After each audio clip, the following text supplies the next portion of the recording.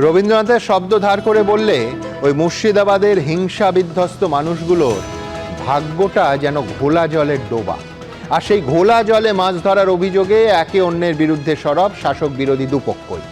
আর এই অনুষ্ঠানে সেই নিয়েই আমাদের প্রথম প্রশ্ন।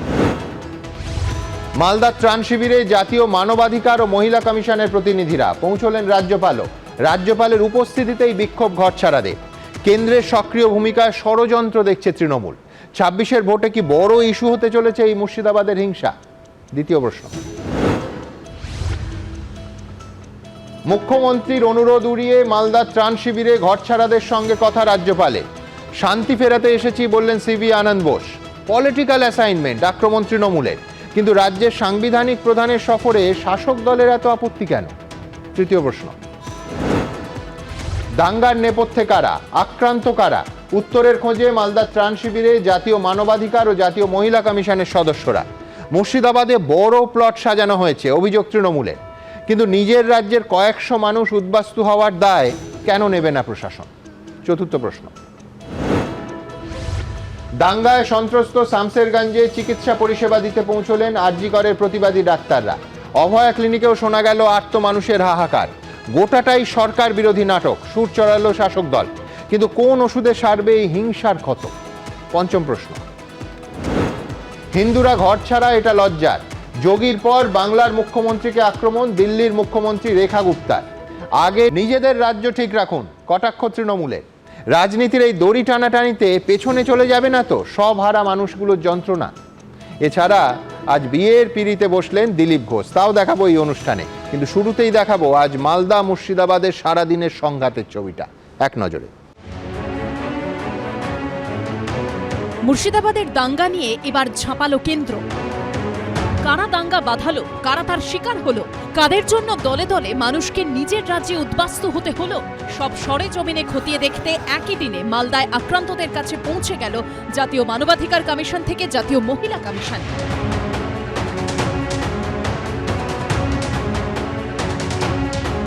पश्चिम बंगाल में जो सांप्रदायिक हिंसा हुई है उसकी बहुत बड़ी तकलीफ यहाँ की महिलाओं को हुई है और इसकी वजह से महिलाएं बहुत प्रभावित भी हुई है। একই দিনে আক্রান্তদের কথা শুনতে মালদা পৌঁছে গেলেন রাজ্যপাল সিভি আনন্দ বোসও। রাজ্যপাল ক্যাম্পের ভিতরে ঢুকতেই শুরু হয়ে যায় তুমুল গন্ডগোল। কেন সংবাদ মাধ্যমকে ঢুকতে দেওয়া হলো না, এই প্রশ্ন তুলে ক্ষোভ উগরে দেন আশ্রিতদের একাংশ। That is also one of the major complaints which they made, particularly the women. You know, hooligans and miscreants come into their houses, threaten them, physically assault them, intimidate them, set fire to their houses. They want justice. It is our duty to see that justice is given to them. Justice will be given to them. Peace and harmony will be re-established. Normalcy should come back immediately. শুক্রবারই মুর্শিদাবাদের দাঙ্গা নিয়ে মমতা বন্দ্যোপাধ্যায়কে কড়া ভাষায় আক্রমণ করেছেন BJP শাসিত ত্রিপুরার প্রাক্তন মুখ্যমন্ত্রী বিপ্লব দেব এবং বিজেপি শাসিত দিল্লির মুখ্যমন্ত্রী রেখা গুপ্ত। तो इससे ज्यादा शर्म की बात किसी राज्य के लिए नहीं हो सकती और विशेष रूप से ऐसी महिला मुख्यमंत्री के लिए। পাল্টা ষড়যন্ত্রের অভিযোগ তুলে সরব হয়েছে তৃণমূল। একটা বড় প্লট সাজানো হয়েছে মুর্শিদাবাদে, সুতোর টানটা টানছে এই ষড়যন্ত্রকারীরা। আমরা এর পুরোদস্তুর তদন্ত চেয়েছি। বাংলার মুখ্যমন্ত্রী এড়িয়ে গেছেন কারণ এটা তার ব্যর্থতা, আর তিনি অন্য আরেকটা ভ্রমণকে ঢাল করে নিজের ব্যর্থতাকে, নিজের অপদার্থতাকে আড়াল করার চেষ্টা করেছেন। এটাও ঠিক না। ভয়ে আতঙ্কে দিন কাটানো মুর্শিদাবাদের মানুষগুলোকে চিকিৎসা পরিষেবা দিতে শুক্রবার সেখানে পৌঁছে গেছিলেন আরজিকর কাণ্ডের আন্দোলনকারী জুনিয়র ডাক্তাররা। একাধিক জায়গায় খোলা হয় অভয়া ক্লিনিক, সেখানেও শোনা যায় সেই সব হারানোর হাহাকার। শিবাশিস মৌলিক, রুমা পাল ও রাজীব চৌধুরীর রিপোর্ট, এবিপি আনন্দ। দেখুন, আজ মূল স্টেক হোল্ডারদের জন্য একেবারে উল্টো দিক থেকে প্রশ্ন থাকবে। প্রথমেই বলে নি, নন্দীগ্রামের ঘটনা আর মুর্শিদাবাদের ঘটনা আলাদা, এটা আমি খুব ভালো করে জানি। ঘটনার গভীরতা, ব্যাপ্তি বা হতাহতের সংখ্যা নিয়ে তুলনায় যদি বা প্রশ্ন উঠতে পারে, নৈতিক অবস্থান নিয়ে প্রশ্ন উঠতে পারে না।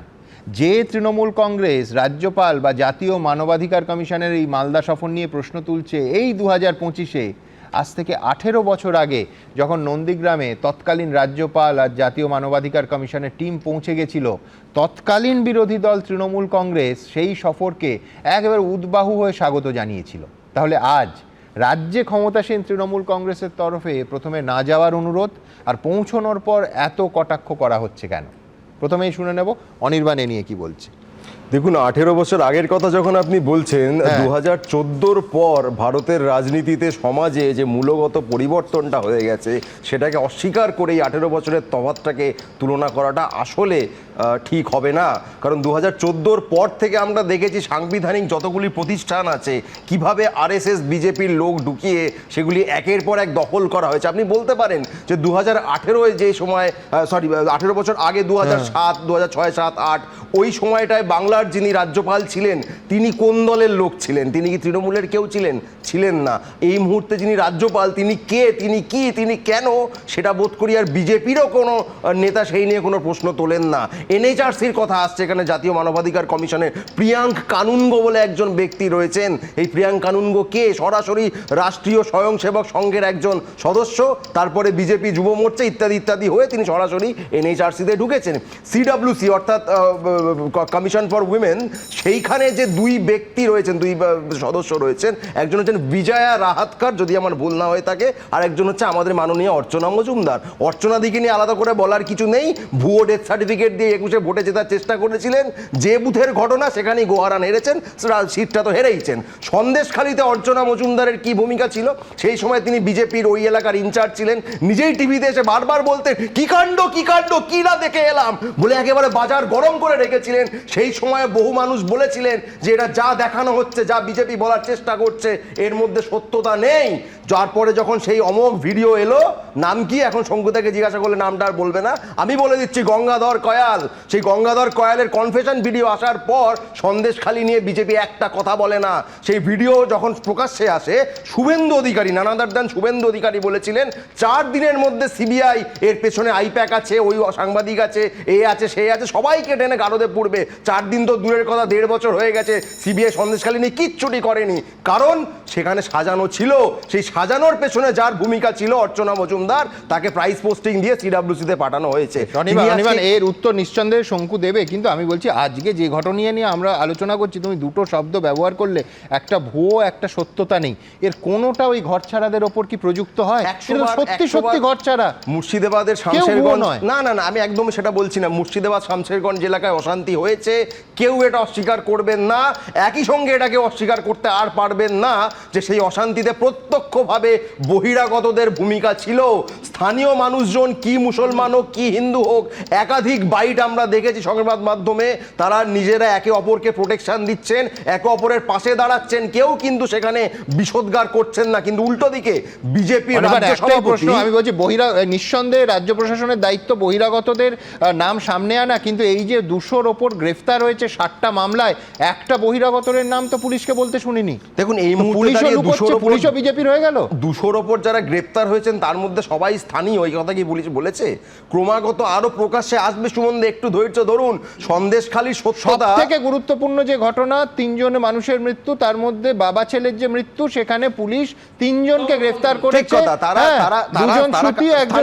একদম তারা স্থানীয় মানুষ, কিন্তু একই সঙ্গে সেখানকার মানুষই এটাও বলেছেন যে বিজেপির পোশাক, BSF এর পোশাক পরিহিত একদল দুষ্কৃতী, তারা BSF এর সদস্য কিনা সেটা তিনি জানেন না, আমিও বলতে পারবো না। কিন্তু সেখানকার মানুষ কোনো নাম গোপন করেননি, মুখ কাপড়ে ঢেকে সন্দেশখালীর মতো কিছু বলেননি, প্রকাশ্যে সংবাদ মাধ্যমের সামনে বলেছেন যে BSF এর পোশাক পরিহিত লোকজন এসে হামলা করেছে, বহিরাগতরা সঙ্গে ছিল, তারা পাথর ছুঁড়েছে, তারা হামলা করেছে, বহু অভিযোগ স্থানীয় মানুষ করেছেন। অর্থাৎ কোথাও গিয়ে আপনার প্রশ্নের মধ্যে আসলে উত্তরটা ছিল, আপনি যখন বললেন 2026-এ কি প্রভাব পড়বে, দ্যাট ইজ দ্য কোয়েশ্চেন, যে 26-এ প্রভাব ফেলার জন্যই গোটাটা সাজানো, তাতে ইন্ধন দিতে গেছেন রাজ্যপাল এবং বাকি দুই কমিশনের অভিযোগের তীর। শঙ্কুদেব পান্ডা তার উত্তর দেবে, কিন্তু তার আগে দ্রুত আমি আবার বলছি, যেটা ভুয়ো নয়, যেটার মধ্যে কোনো অসত্যতা নেই, অসত্যতার অভিযোগও নেই, সেটা হচ্ছে মানুষ তার নিজের রাজ্যে, নিজের জেলায় নিজের ঘর ছাড়তে হয়েছে তাকে। সেই ঘর ছাড়াদের আজকে যখন CV আনন্দ বোস পৌঁছলেন, তারা বিক্ষোভ দেখাচ্ছিলেন। আমি দ্রুত একবার পরের প্রতিবেদন দেখব, তারপর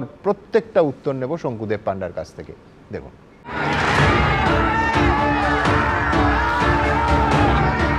দাঙ্গায় ঘরছাড়াদের মুখ থেকেই তাঁদের যন্ত্রণার কথা শুনতে মালদায় রাজ্যপাল। তবে শুক্রবার সন্ধে তিনি ক্যাম্পে পৌঁছতেই সেখানে তৈরি হয় ধুন্ধুমার পরিস্থিতি। ঘরছাড়াদের মাঝে বসে তাঁদের অভাব অভিযোগ শুনে ক্ষোভ উগরে দেন CV Ananda Bose. No civilized society can tolerate this. Nobody can live under fear. See, in a democracy like this, it's not theocratic supremacy which should be there. Nobody will be allowed to take the law in their hand. রাজ্যপাল মালদার ক্যাম্পে পৌঁছানোর পর কেন সংবাদ মাধ্যমকে ঢুকতে দেওয়া হলো না, এই প্রশ্ন তুলে ক্ষোভ উগরে দেন সেখানে আশ্রিতদের একাংশ। পুলিশের সঙ্গে শুরু হয় তুমুল বচসা। ব্যারিকেড ঠেলে ভিতরে ঢুকে পড়েন বিক্ষোভকারীরা। দফায় দফায় উত্তেজনা ছড়ায়। স্থানীয় লোকজন পুলিশের সাথে বচসায়, দেখতে পাচ্ছ যে বিক্ষোভ দেখা যাচ্ছে, বিক্ষোভ হচ্ছে, তুমুল বিক্ষোভ হচ্ছে। এখানে ব্যারিকেড ভেঙে দেওয়ার চেষ্টা করা হচ্ছে। মিডিয়াকে ঢুকান, আমরা ঢুকবো না। পুলিশ বলছে মিডিয়া ঢুকতে, একটা মিডিয়া দিয়েছে, আমাদের মিডিয়া ঢুকবে না। আমরা চাই মিডিয়া ভেতরে যায়, ভেতরে কি হচ্ছে, রাজ্যপাল ওনাদের কি ভরসা দিচ্ছে ওটা আমরা জানতে চাই। মুর্শিদাবাদে দাঙ্গার শিকার ঘরছাড়া মানুষগুলোর কথা তাঁদের মুখ থেকে শুনতে দিল্লি সফর কাটছাঁট করে বৃহস্পতিবার সকালেই কলকাতায় ফেরেন রাজ্যপাল সিভি আনন্দ বোস। ঘোষণা করেন দাঙ্গা বিধ্বস্ত এলাকায় যাওয়ার কথা, যদিও রাজ্যপালকে আপাতত মুর্শিদাবাদ না যেতে অনুরোধ করেন মুখ্যমন্ত্রী। আমি রিকোয়েস্ট করব এই মুহূর্তে সিচুয়েশন কেউ যেন আমরা গিয়ে লোকাল ছাড়া আর সিচুয়েশনকে আমরা যেন কেউ কি বলবো যে শান্তির বাতাবরণ ফিরে এসেছে, যে এখন মানুষের কাছে যেটা প্রয়োজন সেটা হচ্ছে কনফিডেন্সটা বিল্ড আপ করা। সেই কাজটা প্রশাসন করছে, তা নাহলে আমি নিজেও যেতে পারতাম, তাহলে আমি যাচ্ছি না কেন? কিন্তু মুখ্যমন্ত্রীর আপত্তি উড়িয়ে শুক্রবার সকালেই মালদার উদ্দেশ্যে রওনা দেন সিভি আনন্দ বোস। শিয়ালদা থেকে বিশেষ ট্রেন ধরেন তিনি। দুপুর 3:20 নাগাদ মালদা টাউন স্টেশনে পৌঁছয় ট্রেন। কিছুক্ষণ মালদা সার্কিট হাউসে থেকে বৈষ্ণবনগরের পারলালপুর হাই স্কুলের ক্যাম্পে পৌঁছে যান সিভি আনন্দ বোস। কিন্তু রাজ্যপাল ত্রাণ শিবিরে ঢোকার পরেই শুরু হয় উত্তেজনা। রাজ্যপাল কি আশ্বাস দিচ্ছেন, তারা কি কথা বলছেন, কিভাবে কথা বলছেন, তারা কি জানাচ্ছেন, সমস্ত কিছুই কিন্তু সংবাদ মাধ্যমে আসা উচিত এবং সংবাদ মাধ্যমকে ভেতরে প্রবেশ করতে দেওয়া উচিত, এটাই স্থানীয় মানুষজনদের দাবি। রাজ্যপালকে কাছে পেয়ে যন্ত্রণা ক্ষোভ উগরে দেন আক্রান্তরা।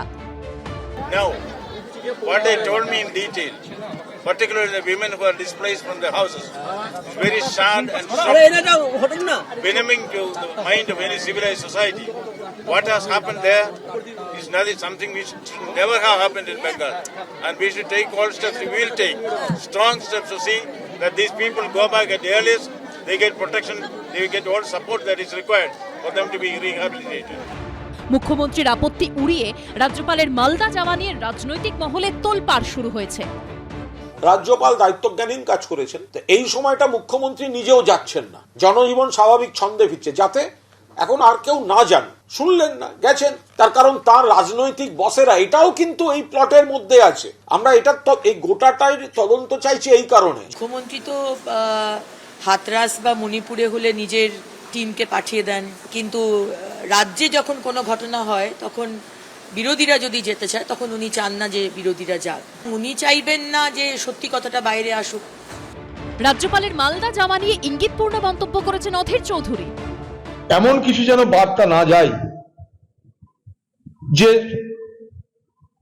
সাংবিধানিক পদের অপব্যবহার করে কোথাও সাম্প্রদায়িক সম্প্রীতি পুনর্বহালের পরিবর্তে সাম্প্রদায়িক সম্প্রীতি অবনতির বার্তা যাচ্ছে, এটা যেন না হয়। দ্বিতীয় কথা, যারা ঘর বাড়ি ছেড়ে চলে গেছেন তাদের জন্য আমরা দুঃখিত, কিন্তু তাদেরকে একটা জায়গায় গচ্ছিত রেখে রাজনীতি করাও বন্ধ হোক। রাজনৈতিক তরজা চলছেই, কিন্তু গরিব গুরব মানুষগুলো কবে আতঙ্ক কাটিয়ে নিজ ভূমে ফিরতে পারবেন? রুমা পাল, ঐশী মুখোপাধ্যায় ও রাজীব চৌধুরীর রিপোর্ট, এবিপি আনন্দ। দেখুন, আমি ঠিক উল্টো দিক থেকে শঙ্কুর কাছে আসবো। এক হচ্ছে মানবাধিকার কমিশন বা জাতীয় মহিলা কমিশন আদৌ কি নিরপেক্ষভাবে কাজ করে? কেন এই কথা বলছি? দেখুন, এরকম তো নয় যে মানবাধিকার শুধুমাত্র বিরোধী দলগুলো শাসিত রাজ্যগুলোতে লঙ্ঘিত হচ্ছে। ব্রিজভূষণের ঘটনায় এই জাতীয় মহিলা কমিশন কোথায় ছিল? উত্তরপ্রদেশে বেনারস হিন্দু ইউনিভার্সিটির মধ্যে ওই ভয়ঙ্কর ক্যাম্পাসের মধ্যে ধর্ষণের ঘটনা, জাতীয় মানবাধিকার কমিশন কোথায় ছিল? মণিপুরে ধরুন সোশ্যাল মিডিয়ায় যখন ভাইরাল হলো তার অন্তত 3 মাস আগে সেই কমপ্লেন জমা পড়েছিল, কিন্তু তারপর আলটিমেটলি দেখা গেল যে 20শে জুলাই, কমপ্লেন জমা পড়েছিল 4 মার্চ, 20শে জুলাই অবশেষে জাতীয় মহিলা কমিশন নড়ে চড়ে বসলো। দেখুন, একটা বিষয় খুব পরিষ্কার সেটা হচ্ছে পশ্চিমবঙ্গের ঘটনায় যে কোনো জাতীয় কমিশনের আশাটা একটুও বেআইনি নয়, একটুও অন্যায় নয়। তার কারণ পশ্চিমবঙ্গ তো দেশের বাইরে নয়, এটা তো রিপাবলিক অফ ওয়েস্ট বেঙ্গল নয়। কিন্তু এক যাত্রায় পৃথক ফল হলে রাজনীতির প্রশ্ন তোলার সুযোগ থেকে যাবে। ঠিক সেই জায়গাটা আসতে চাইবো শঙ্কুদেব পাণ্ডার কাছে। প্রথম কথা হচ্ছে যে রাজনৈতিক প্রশ্ন তোলা হয় রাজনীতির কারণেই, কিন্তু যে সমস্ত রাজ্যের কথা আপনি বলছেন সেখানকার প্রশাসন অ্যাক্ট করে। আমি আশা করেছিলাম আমি আশা করবো যে এই সেখানকার প্রশাসন ব্যবস্থা 2 বছর পরে সরকারটাকে ফেলে দিতে হলো। এক সেকেন্ড, না হলে তো কোর্ট ব্যবস্থা নিত, কোর্ট বলতো অ্যাকশন নিতে।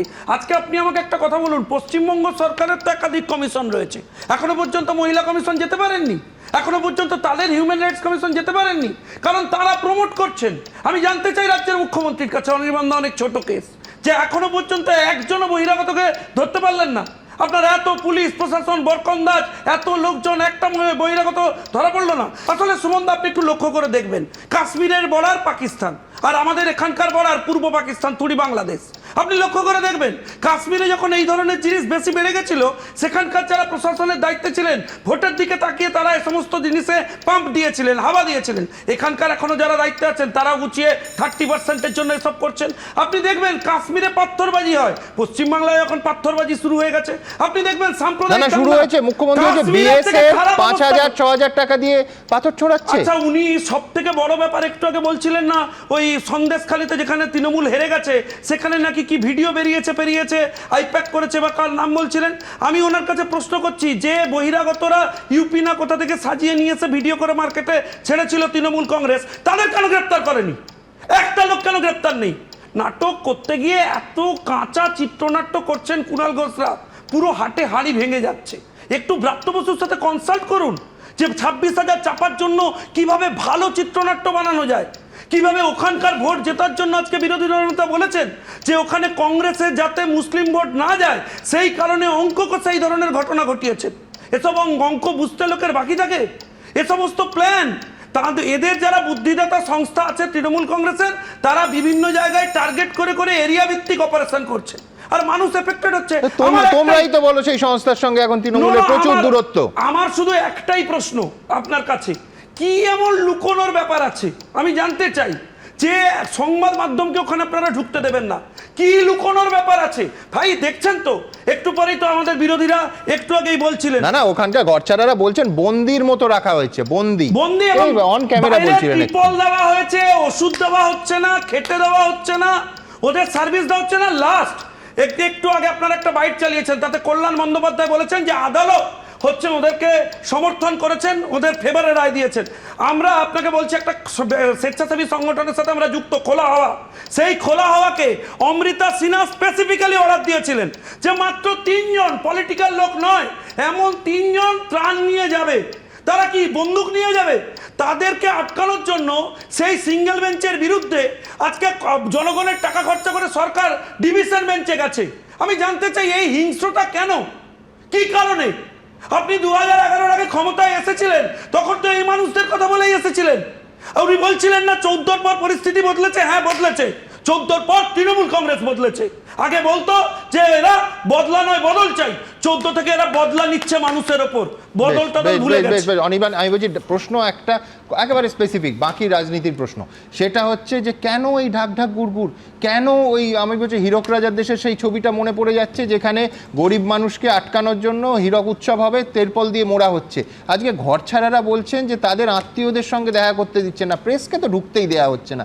কেন ঢাক ঢাক গুড়গুড়? তো লুকিয়ে রাখার কোনো ব্যাপার নয়, কোনো ঢাক ঢাক গুড়গুড়ের বিষয় নয়। এখানে একটু আগে খোলা হওয়ার কথা বলছিল শঙ্কু, পরিষ্কার বিজেপি সংগঠন তাদেরকে 3 জনকে যাওয়ার অনুমতি দিয়ে একটা শর্ত দিয়েছে হাইকোর্ট যে উস্কানিমূলক আপনি TV মন্তব্য চ্যানেলে করবেন যাচ্ছেন না। কেন? আপনি ভাবুন একটা আরে ভাই, এনজিও, TV চ্যানেলে ওটা যাচ্ছেন নাকি কেন? এনজিও, তার মানে তাদেরকে গভর্নমেন্টের শর্ত উপর দিতে হত্যা হচ্ছে দিয়েছে তোমরা। যে উস্কানিমূলক তার মানে মন্তব্য কোর্ট করবেন না। বুঝেছে যে কেমন জেল রিলিফ NGO? দেওয়া ওখানে উচিত ত্রাণ দিতে সরকারের, যাচ্ছে। ওরা দিচ্ছে না। কোর্টকে বলতে আজকে হচ্ছে রামকৃষ্ণ উস্কানি মিশনকে দেবেন না। নামতে হয়েছে। সুকান্ত আজকে মজুমদার ভারত লিফলেট সরকার বিলি করে আমি করতে বলছি হয়েছে। বিজেপি সুকান্ত স্বেচ্ছাসেবী মজুমদার সংস্থা কে কার সিম্প্যাথাইজার আমি জানি না, কিন্তু এই প্রশ্ন বারবার উঠবে যে কেন আত্মীয় স্বজনদের সঙ্গে ঘরছাড়াদের দেখা করতে দেয়া হবে না? তাদের তো সত্যি বন্দি করে রাখা হয়নি, কেন তারা খোলা আকাশের নিচে দাঁড়িয়ে তাদের যারা দেখা করতে এসছেন তাদের সঙ্গে কথা বলতে পারবেন না? আমি এখান থেকে আমার পরের প্রতিবেদন, আবার হিংসা বিধ্বস্ত মুর্শিদাবাদ, অভয়া ক্লিনিক খুললেন West Bengal junior doctors front, সেখানে তারা পৌঁছে গেছিলেন। স্পষ্ট কটাক্ষ করেছে তৃণমূল কংগ্রেস যে সরকার বিরোধী রাজনীতি হচ্ছে, পরিকল্পনা করে সরকার বিরোধী রাজনীতি হচ্ছে। দেখুন, আমার বাবা মা ভাইকে খুন করেছে, তাদের আমরা শাস্তি চাই। দাঙ্গা বিধ্বস্ত মুর্শিদাবাদের অভয়া ক্লিনিকেও শোনা গেল স্বজন হারার একই রকম হাহাকার। তাদের পাশে দাঁড়ালেন আরজিকর কাণ্ডের আন্দোলনকারী চিকিৎসকরা। দাঙ্গার আগুন কারো ঘর পুড়িয়েছে, কারো স্বজন কেড়ে নিয়েছে। শারীরিক ও মানসিকভাবে বিধ্বস্ত মুর্শিদাবাদের মানুষগুলো বাধ্য হয়েছেন বাড়ি থেকে পালিয়ে মালদার ক্যাম্পে আশ্রয় নিতে। শুক্রবার তাদের চিকিৎসা পরিষেবা দিতে সেখানে পৌঁছে গেলেন জুনিয়র ডাক্তাররা। এদিন মুর্শিদাবাদের একাধিক জায়গায় খোলা হয় অভয়া ক্লিনিক, তার মধ্যে অন্যতম জাফরাবাদ, যেখানে বাড়ি থেকে টেনে বার করে কুপিয়ে থেতলে খুন করা হয়েছিল বাবা ছেলেকে। সেই পরিবারের সদস্য নিহত হরগোবিন্দ দাসের মেয়ে শুক্রবার অভয়া ক্লিনিকে এসে কান্নায় ভেঙে পড়েন। বাবা ভাইয়ের হয়েছে, ওই জন্য ওষুধ দিচ্ছে, শরীর খারাপ করছে, কিছু বলতে পারছি না, ওই জন্যে ডাক্তার এসেছে, দেখে নাও। আমার বাবা মা ভাইকে খুন করেছে, তাদের আমরা শাস্তি চাই। শুক্রবার সকালে শামশেরগঞ্জে পৌঁছন ওয়েস্ট বেঙ্গল জুনিয়র ডক্টরস ফ্রন্টের 8 জন সদস্য। দাঙ্গা বিধ্বস্ত জাফরাবাদ ও বেতবোনায় অভয়া ক্লিনিক খোলেন তাঁরা। আমরা এখন দাঁড়িয়ে রয়েছি জাফরাবাদ প্রাথমিক বিদ্যালয়ে। এখানে ইতিমধ্যে দেখা যাচ্ছে যে অভয়া ক্লিনিক খোলা হয়েছে। এটা দেখা গেল যে তাদের এই ক্লিনিক খোলার সঙ্গে সঙ্গেই প্রচুর সংখ্যায় গ্রামবাসীরা তারা চিকিৎসা করানোর জন্য ইতিমধ্যে এসছেন। এই হচ্ছে সেই জায়গা জাফরাবাদ যেখানে দুজনের মৃত্যু এবং তার সঙ্গে সঙ্গে বেশ কয়েকটি বাড়ি ভাঙচুর, অগ্নিসংযোগ, ঘর ছাড়া হওয়ার বিভিন্ন ধরনের বিষয় হয়েছে, যেটা ইতিমধ্যে তারা অভিযোগও করেছেন। শুক্রবার শামশেরগঞ্জে দাঙ্গার পর রবিবার বাংলার সীমানা পার করে ঝাড়খণ্ডে গিয়ে বাড়ির মহিলা সদস্যদেরকে রেখে এসেছিলেন রানীপুরের বাসিন্দা প্রদীপ্ত পাল। এদিন জাফরাবাদে অভয়া ক্লিনিকে ডাক্তার দেখাতে আসেন তিনি। পরিবারের সদস্যরা সবাই ঝাড়খণ্ডে গিয়ে আশ্রয় নিয়েছিল। পুলিশ প্রশাসনের বিরুদ্ধে এখনো যে ক্ষোভ জমে রয়েছে স্থানীয় বাসিন্দাদের মনে, তাও বেরিয়ে আসে অভয়া ক্লিনিকে। পুলিশ প্রশাসন তো ফোন করছে, এই নেতারাকে ফোন করছে, এই নেতা ফোন করছে, কোনো নেতাই ফোন ধরছে না। সব কথা একসঙ্গে সারাংশ করা যায় সেটা হলো একটা প্রশাসনিক ব্যর্থতা। পুরো ঘটনাটা সাম্প্রদায়িকতার মোড়কে প্রশাসনিক একটা ব্যর্থতা। শুধু জাফরাবাদেই নয়, এদিন শামশেরগঞ্জের বেতবোনাতেও অভয়া ক্লিনিক খোলেন জুনিয়র চিকিৎসকরা। বাড়ি, যে বাড়ির ভেতরেও হামলা চালানো হয় বলে অভিযোগ। ফ্যান ইতিমধ্যে দেখা যাচ্ছে যে এখানে কি অবস্থা, লাইট থেকে আরম্ভ করে আসবাব সেগুলোর উপরও আক্রমণ হয়েছে। এখানেই মেডিকেল ক্যাম্প করেছেন চিকিৎসকেরা। অনেক এরকম আমরা মানুষ দেখলাম যারা মানসিকভাবে বিধ্বস্ত, শারীরিকভাবে বিধ্বস্ত তো রয়েছেনই, মানসিকভাবে বিধ্বস্ত এমন অনেক মানুষ দেখলাম। খুব প্রথম দিকে প্রশাসনের সাহায্য তারা পেয়েছেন বলে কিন্তু জানাচ্ছেন না। হ্যাঁ, এখন প্রশাসনের তরফ থেকে সবকিছু হয়েছে। অত্যন্ত নাটক করতে গেছেন ওখানে অভয়া ক্লিনিক। প্রতিটি পদক্ষেপে সরকার বিরোধী কুৎসা অপপ্রচার রাজনীতি করে এসছেন, সেটা আবার প্রমাণ হয়ে গেল। ওনারা যে হিসাব দিয়েছেন জনগণের কাছ থেকে টাকা নেওয়া, তাতে অসঙ্গতি ধরা পড়েছে, বহু প্রশ্ন উঠছে, সেগুলো থেকে জবাব এড়াতে নতুন নাটক করতে গেছেন। শারীরিক অসুস্থতার নয় চিকিৎসা হলো, কিন্তু দাঙ্গা বিধ্বস্ত মানুষগুলোর মানসিক পরিস্থিতি কি এত সহজে ঠিক হবে? আদৌ হবে কি? সেই প্রশ্ন থেকেই যাচ্ছে। আবির দত্ত ও আশাবুল হোসেনের রিপোর্ট, এবিপি আনন্দ। দেখুন না, সরাসরি প্রশ্নটা তোলা যাক, সেটা হচ্ছে কেন্দ্রের হতে পারে বা রাজ্যের, জাতীয় হতে পারে বা রাজ্যের, এই কমিশনগুলোর যদি সদস্যদের নিরপেক্ষতা প্রশ্নের ঊর্ধ্বে না উঠতে পারে, তাহলে এই কমিশন যা বলবে তা নিয়ে বিশ্বাসযোগ্যতার সমস্যা হবে। সোজা কথা, দুটো উদাহরণ রাখি। এই সদস্যদের যদি স্পষ্ট রাজনৈতিক দল বা কোনো সরকারের প্রতি আনুগত্য থাকে, তাহলে নিরপেক্ষ হিসেবে তাদের সম্মান কি করে দেয়া যাবে? একটা ছোট্ট উদাহরণ রাখি। রেখা শর্মা এ রাজ্যে সন্দেশখালিতে তৃণমূল সরকারের ভূমিকার একেবারে তীব্র সমালোচনা করলেন। বললেন যে পশ্চিমবঙ্গে রাষ্ট্রপতি শাসন জারি করা ছাড়া অন্য কোনো উপায় নেই সন্দেশখালির পর। তার কয়েক মাস পর ডিসেম্বর 2024-এ যদি হরিয়ানা থেকে তাকে বিজেপি সাংসদ করা হয় তাহলে সেই কমিশনের কোনো বিশ্বাসযোগ্যতা থাকে? ভাবছেন এই রকম উদাহরণ কেন্দ্রের থেকে দিচ্ছি, রাজ্যের উদাহরণ একটার পর একটা রাখা যায়। ধরুন প্রাক্তন বিচারপতি, সুপ্রিম কোর্টের প্রাক্তন বিচারপতি অশোক গঙ্গোপাধ্যায়কে কার্যত চাপ সৃষ্টি করে জোর করে যখন সরানো হলো, তারপর 35 মাস কোনো স্থায়ী চেয়ারম্যান রাজ্য মানবাধিকার কমিশনে ছিল না, যেন প্রাক্তন ডিজিকে মাথায় বসানো হয়েছিল। আমি বলছি এই যদি কেন্দ্রের আর রাজ্যের কমিশনগুলোর অবস্থা হয়, বিশ্বাসযোগ্যতা আসবে কোথা থেকে? সম্মানের জায়গাটা, নিরপেক্ষতার জায়গাটা তারা তৈরি করবেন কিভাবে? এই প্রশ্নের উত্তর আমার কাছে নেই, বিশ্বনাথদার কাছে আছে কিনা জানতে চাই। সুমনদা, গণতন্ত্রে ভীষণ গুরুত্বপূর্ণ এই ধরনের আধা সাংবিধানিক সংস্থাগুলোর, সেটা হিউম্যান রাইটস কমিশন হতে পারে, উইমেন কমিশন হতে পারে, শিশু সুরক্ষা কমিশন হতে পারে, কিন্তু দুর্ভাগ্যের যে এই কমিশনগুলো রাজনীতির দ্বারা পরিচালিত, কেন্দ্রের ক্ষেত্রেও এবং রাজ্যের ক্ষেত্রেও। এগুলোর সদস্য যারা হন তারা শাসক দলের একদম ঘনিষ্ঠ হন, সেটা পশ্চিমবাংলার ক্ষেত্রেও যেটা প্রযোজ্য সেটা কেন্দ্রের ক্ষেত্রেও প্রযোজ্য। ফলে এই কমিশনগুলো কিন্তু স্বাধীন সত্তা বলে কিছু নেই, শাসক দলের মানে ধৈর্যা হিসাবে তারা কাজ করে, শাসক দলের মুখপাত্র হিসাবে এরা কাজ করে। আপনি প্রশ্ন তুলবেন যে কেন্দ্রের এত তৎপরতা পশ্চিমবাংলার কমিশনগুলোতে কেন? তা আমি তো একই উল্টো দিক থেকে প্রশ্ন করব, রাজ্যের মানবাধিকার কমিশন কোথায়, রাজ্যের মহিলা কমিশন কোথায়, রাজ্যের শিশু সুরক্ষা কমিশন কোথায়? ফলে প্রশ্নটা ওই একই জায়গায় ঘুরছে যে এরা শাসক দলের একটা অংশ হিসাবে কিন্তু কাজ করছে। দেখুন সুমনদা, যেভাবে মানুষ ঘরছাড়া হয়েছে, জমি বাড়ি সর্বস্ব লুট হয়েছে, মানে স্বাধীনতার সময় একবার মানুষ দেখেছিল যে কিভাবে অন্য দেশ থেকে অন্য জায়গা থেকে পালিয়ে আসতে হয়েছে নিজের প্রাণ বাঁচানোর জন্য। আবার আমার স্বাধীনতার পরে আবার এই পশ্চিমবাংলাতে এই হিন্দুদেরকে আবার মানে মুর্শিদাবাদ ছেড়ে মালদায় আশ্রয় নিতে হয়েছে, পাশের রাজ্য ঝাড়খণ্ডে আশ্রয় নিতে হয়েছে। এটা লজ্জার। আমি এই দুরবস্থা দুদিক থেকে দেখছি। দেখুন এক তো হিংসার সময় মানে একের পর এক উস্কানির যে অভিযোগটা তৃণমূল কংগ্রেস থেকে তুলছে, আমি প্রশ্ন তুলতে চাই ধুলিয়ানে 8 এপ্রিল যখন পুরসভার চেয়ারম্যান তিনি যখন উস্কানির মন্তব্য করেছিলেন এবং উস্কে দিয়েছিলেন, তারপরে তার বিরুদ্ধে কেন ব্যবস্থা নেওয়া হয়নি? এবং আজকে আপনারা অন্য মানে বহিরাগতের কথা বলছেন, আপনার দলের মধ্যেই তো এই ধরনের উস্কানির অভিযোগ সরাসরি উঠেছে, তাহলে তৃণমূল কংগ্রেস কেন ওই ধুলিয়ান পুরসভা চেয়ারম্যানের বিরুদ্ধে ব্যবস্থা নিতে পারেনি? একদিকে তো এই মানে মানুষকে আক্রান্ত করা হলো পরিষ্কার করে, তারপরে তারা প্রাণের ভয়ে ভিন্ন জেলায় বা ভিন্ন রাজ্যে চলে গেল, সেই ত্রাণ শিবিরে মিনিমাম ব্যবস্থা আপনারা করেননি, তাদেরকে বন্দি দশার মধ্যে রেখে দিয়েছেন এবং সংবাদ মাধ্যমকে ঢুকতে দিচ্ছেন না, ত্রাণ পৌঁছতে দিচ্ছেন না। এবং মুখ্যমন্ত্রী কেন ঘরে বসে আছেন? মুখ্যমন্ত্রীর তো প্রথমে যাওয়া উচিত ছিল ওই ত্রাণ শিবিরে গিয়ে তাদের দুঃখ দুর্দশার অ্যাসেসমেন্ট করার কথা ছিল, তাদের দুঃখ দুর্দশার পাশে থাকার কথা ছিল, কিন্তু মুখ্যমন্ত্রী গেলেন না। অন্যদিকে আমাদের রাজ্যপাল তিনি গেলেন, কিন্তু প্রশ্নটা হচ্ছে রাজ্যপাল কি মানে যে অ্যাসেসমেন্টটা করবেন সেই অনুযায়ী কি তিনি দিল্লিতে রিকমেন্ড করতে পারবেন? পশ্চিমবাংলার যা মুর্শিদাবাদের অবস্থা, একজন রাষ্ট্রবিজ্ঞানের ছাত্র হিসাবে আমি মনে করি 355 নম্বর ধারা অর্থাৎ উপদ্রুত অঞ্চল হিসাবে ঘোষণা করা উচিত যদি মানুষের জীবন প্রাণ রক্ষা করতে হয়।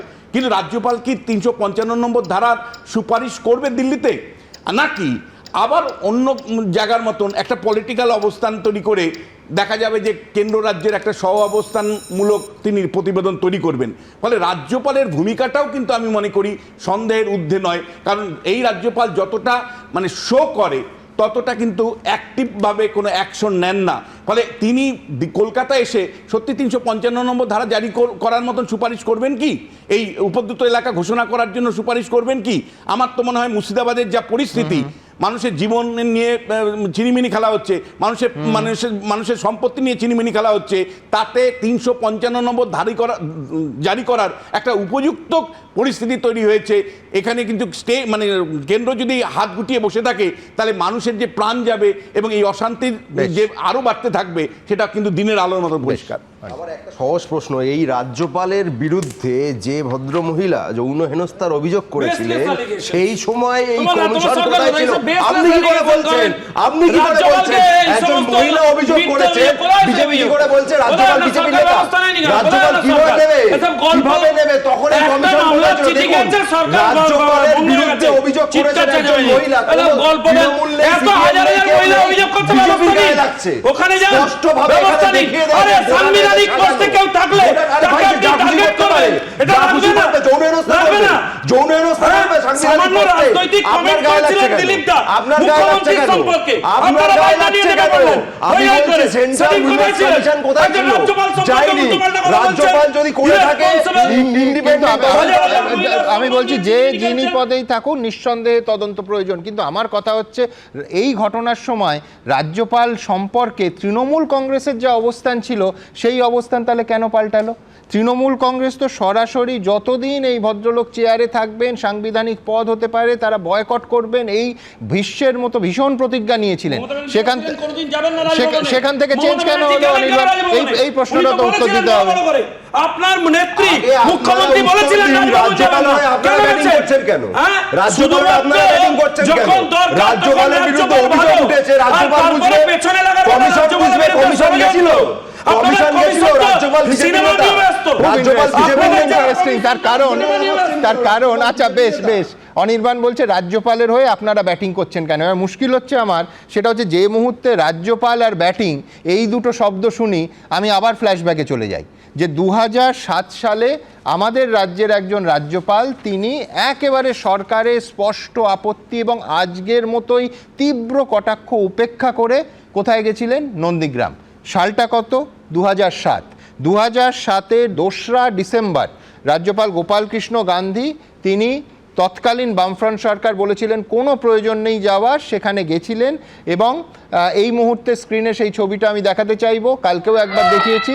এটা হচ্ছে নন্দীগ্রামের শিশু কিশোরদের সঙ্গে ওই নন্দীগ্রামে পৌঁছে সরকারের আপত্তি উপেক্ষা করে রাজ্যপাল ক্রিকেট খেলছেন নন্দীগ্রামের শিশু কিশোরদের সঙ্গে। আমি বলছি আজকাল ওই সোশ্যাল মিডিয়ার জামানা হলে এই ছবি ভাইরাল হতো তখনই, কিন্তু এইখানে কাহিনীতে একটা টুইস্ট আছে। টুইস্টটা কি?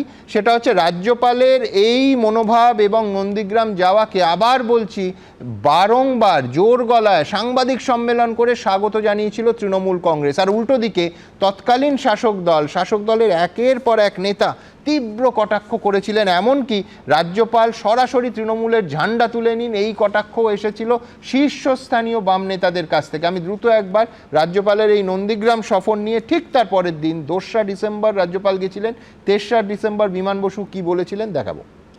সব ধরনের বিশ্বাসের মানুষের সঙ্গে কথা বলেছেন আর তারপর উনি ব্যাক করে চলে এসছেন। মাঝখানে উপরি পাওনা গাঁয়ের ছেলেদের সঙ্গে একটু খেলাও খেলেছেন। বল তারপরেতে সেকেন্ড বল যখন দিল সেটা মানে আউট অফ দি স্ট্যাম্প হয়ে গেল, ওটা উনি মারতে পারেননি।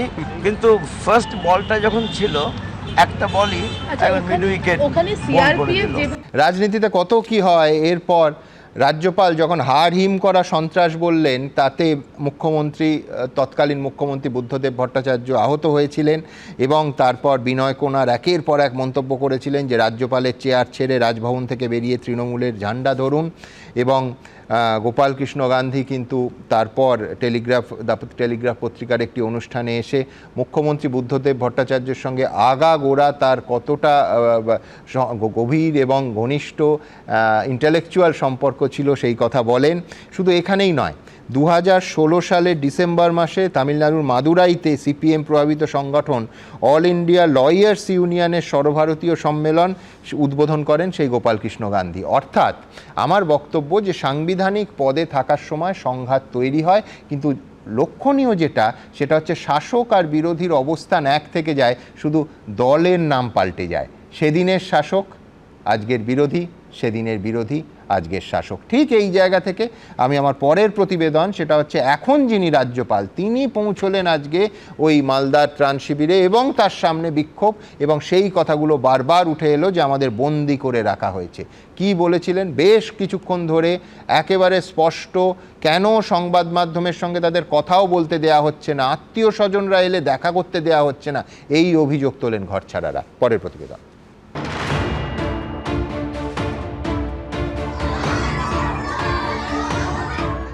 বকরি বাচ্চা যাচ্ছিল সবকে নিয়ে চলে এলো, আমার সামনে কেটে নিয়ে চলে যাচ্ছে, ছটা ছাগল ছিল কিন্তু কিচ্ছু রাখেনি। বাড়িতে 2 ভরি সোনা ছিল আর 2 লাখ টাকা ছিল, ওগুলো নিয়ে নিয়েছে। মালদা ত্রাণ শিবিরে গিয়ে এমনই ভয়াবহ অভিজ্ঞতার কথা শুনতে হলো জাতীয় মহিলা কমিশনের প্রতিনিধিদের। দুর্গতদের বিক্ষোভের মুখে পড়ে প্রশাসনকে খুলে দিতে হলো ত্রাণ শিবির আড়াল করে টাঙানো ত্রিপল। স্থানীয় সূত্রে খবর, শুক্রবার সকালে জাতীয় মানবাধিকার কমিশন ও মহিলা কমিশন পৌঁছানোর ঠিক আগে মালদার পারলালপুর হাই স্কুলে ত্রাণ শিবির ত্রিপল দিয়ে ঘিরে দেওয়া হয়। প্রশ্ন ওঠে, তাহলে কি কোনো কিছু আড়াল করার চেষ্টা হচ্ছে? এরপরই পুলিশকে ঘিরে ক্ষোভে ফেটে পড়েন ত্রাণ শিবিরের বাসিন্দারা। গেট বন্ধ করে রেখেছে, বাড়িতে দিচ্ছে না, যেতে দিচ্ছে না, বন্ধ করে রাখছে আমাদেরকে, বাড়িতে দিচ্ছে না।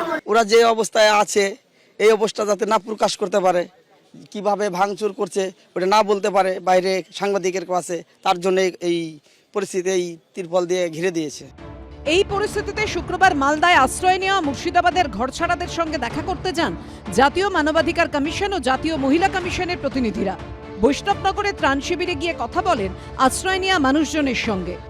এই যে পারলালপুর হাই স্কুল ক্যাম্প, যে শিবির যেখানে ঘরছাড়ারা রয়েছেন, আমরা যে ছবি দেখতে পেলাম তাতে এনএইচআরসির যে সদস্যরা যারা পারলালপুর হাই স্কুলে এসেছিলেন, সেই পারলালপুর হাই স্কুল থেকে সেখানে ঘরছাড়াদের সঙ্গে কথা বললেন তারা, এবং ঘরছাড়া পরিবারগুলির সাথে দেখা করার পর আপাতত কিন্তু আমরা দেখতে পাচ্ছি জাতীয় মানবাধিকার কমিশনের যে সদস্যরা তারা বেরিয়ে যাচ্ছেন।